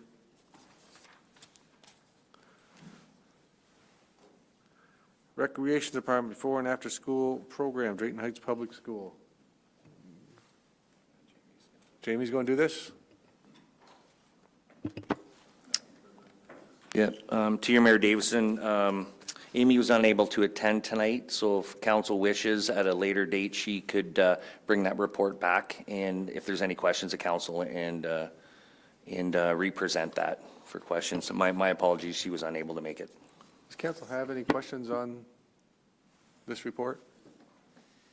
I'll read the resolution then. Council, moved by Councilor Reid, second by Councilor Martin, the Township of Mapleton Council receive for information Recreation Report 2024-06 dated November 12, 2024 regarding the before and after school program, County of Wellington operating criteria. All in favor? That's carried.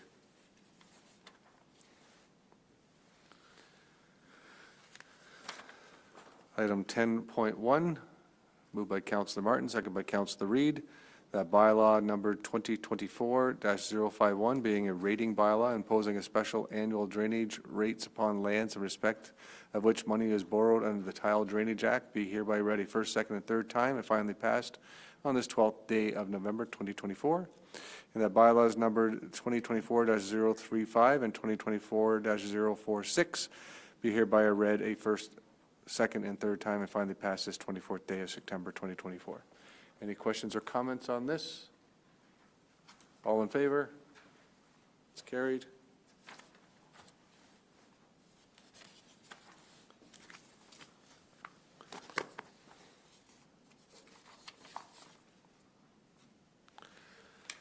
Item 10.2, moved by Councilor Reid, seconded by Councilor Martin. That bylaw is numbered 2024-051 and 2024-052.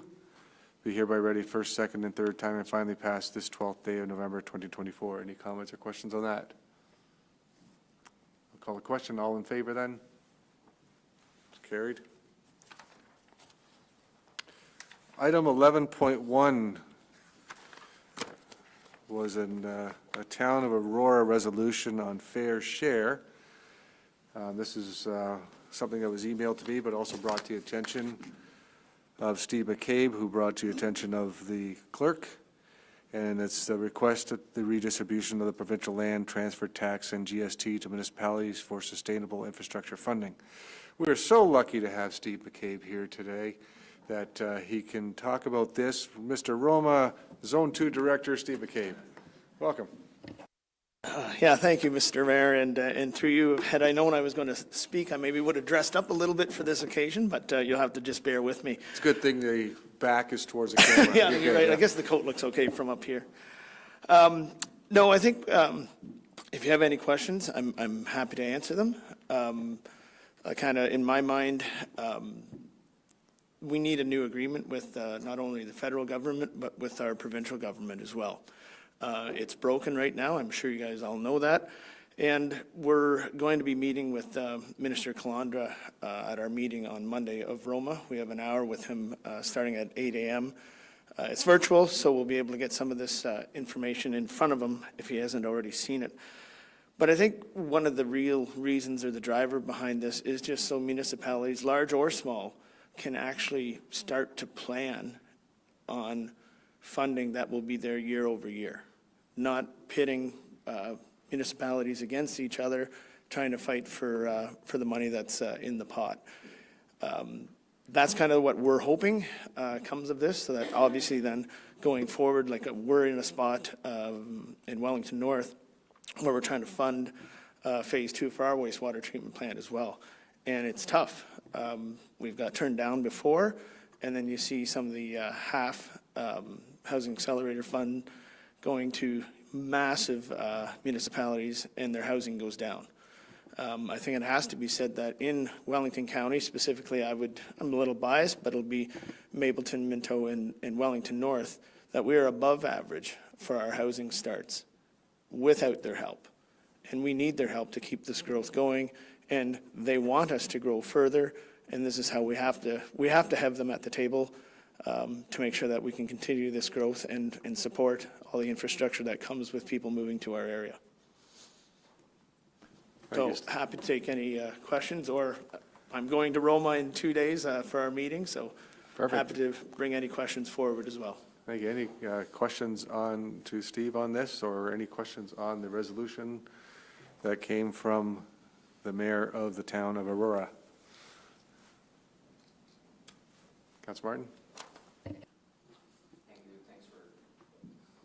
On this tonight, I was actually curious about I didn't know you were going to be here, but I was curious about what your opinion is on this, because, you know, and I assume Wellington North has been in a similar situation, is that we're not looking for extra, right? We're simply just looking for fairness around like the cheap food policy and the farm tax rebate program, right? That if we would be able to collect or receive that replacement revenue from somewhere, you know, we should be all ears to whether that comes from a land transfer tax or GST on stuff like, but what does this do specifically for small rural municipalities like us who are just looking for compensation on, you know, provincial government policies around, you know, we don't want to tax our farmers more than the rate that's already at, but that revenue, like Aurora or other like major urban centers, they collect full taxes based on the classifications that they have.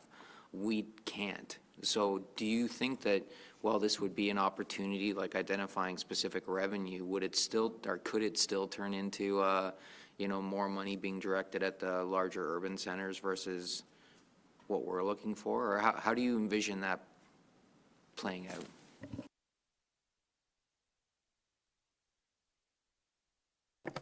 Through you, Mayor Davidson, and thanks you for that, Councillor Martin.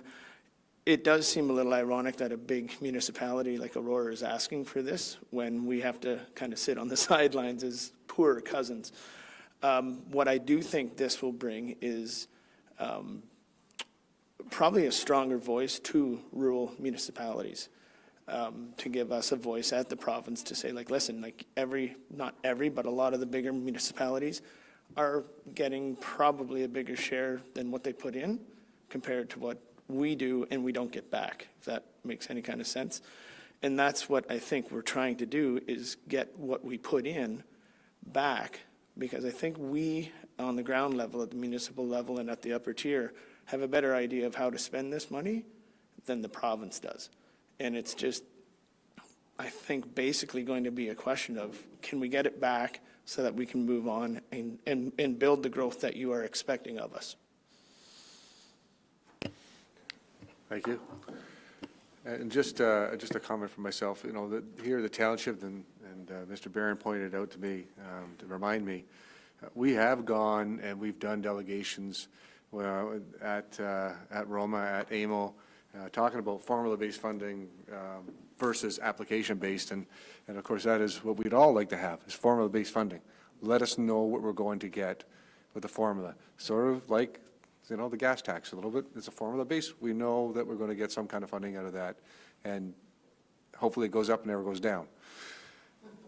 But to do the application-based funding, like we have to keep fighting for money, and we keep, unfortunately, keep losing to big cities.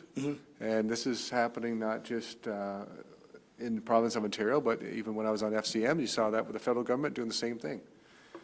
Bigger cities got the funding, and smaller municipalities, well, you look at Mapleton, you look at, you know, we're 11,000, and we're large urban to get funding. Well, that's just ridiculous. We're not large urban, we're small. But federal funding for, looking for financing for the wastewater, we're large urban. It's ridiculous. But again, formula-based funding is a much better way to go. So. And I'm hoping, or sorry, Yes, go ahead. through you, Mayor Davidson, and I'm hoping this is what will be the end result. And like, I think you hit it on the head as well, like where we're at with smaller municipalities, we're not, well, we're heard, but not really, but they have to be hit over the head how many times at Roma, at AMO, at FCM. And I think I really do think that we're getting through. And I have to agree with you. I know that some of the meetings that we have had, some of the conversations we've had later on, if you look at our increase in funding we just got, the comments I got from the minister was, we're hearing you. We want to help the small rural municipalities. But again, we got to keep hammering them until we get a better resolution for rural municipalities, especially with the farm tax rebate. Not that the farmers don't need that, and they should get it, but it should be shared right across the province, not just on the shoulders of the rural municipalities that have the farm base. So that's something we've always pounded the last 6 years that I've been mayor, and Manny, you and I, we've gone and we pounded this over and over again, and we'll keep pounding it. And I know that you on Roma and with the new president of AMO, she's also on board with this, and we had, that's one of the questions that the minister, Manny, if you remember, the Minister of Finance said to us, where is Roma and where is AMO on this? And we need to have AMO and Roma advocate on the farm tax rebate portion of it, and I know you're already doing that, so thank you for that. Other questions or comments? Thank you very much, Steve. Thank you. I do have the resolution here, moved by Councillor Reid and seconded by Councillor Martin, and it's too lengthy. I'm not going to read it all, but it is exactly what is in front of you. All in favor? It's carried.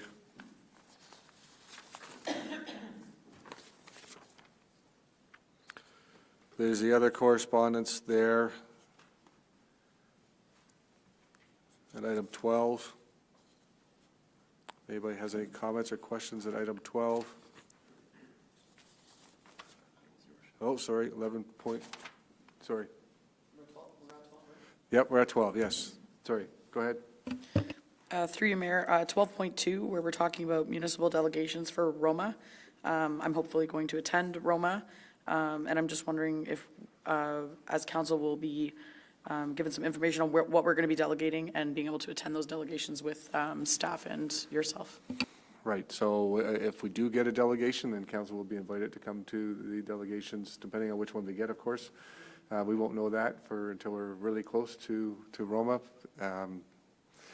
So Mr. Barron we've had a little previous chat of what we would think about delegating. We'll hammer that down and then send in those requests, and hopefully we'll get them. Anything further on item 12?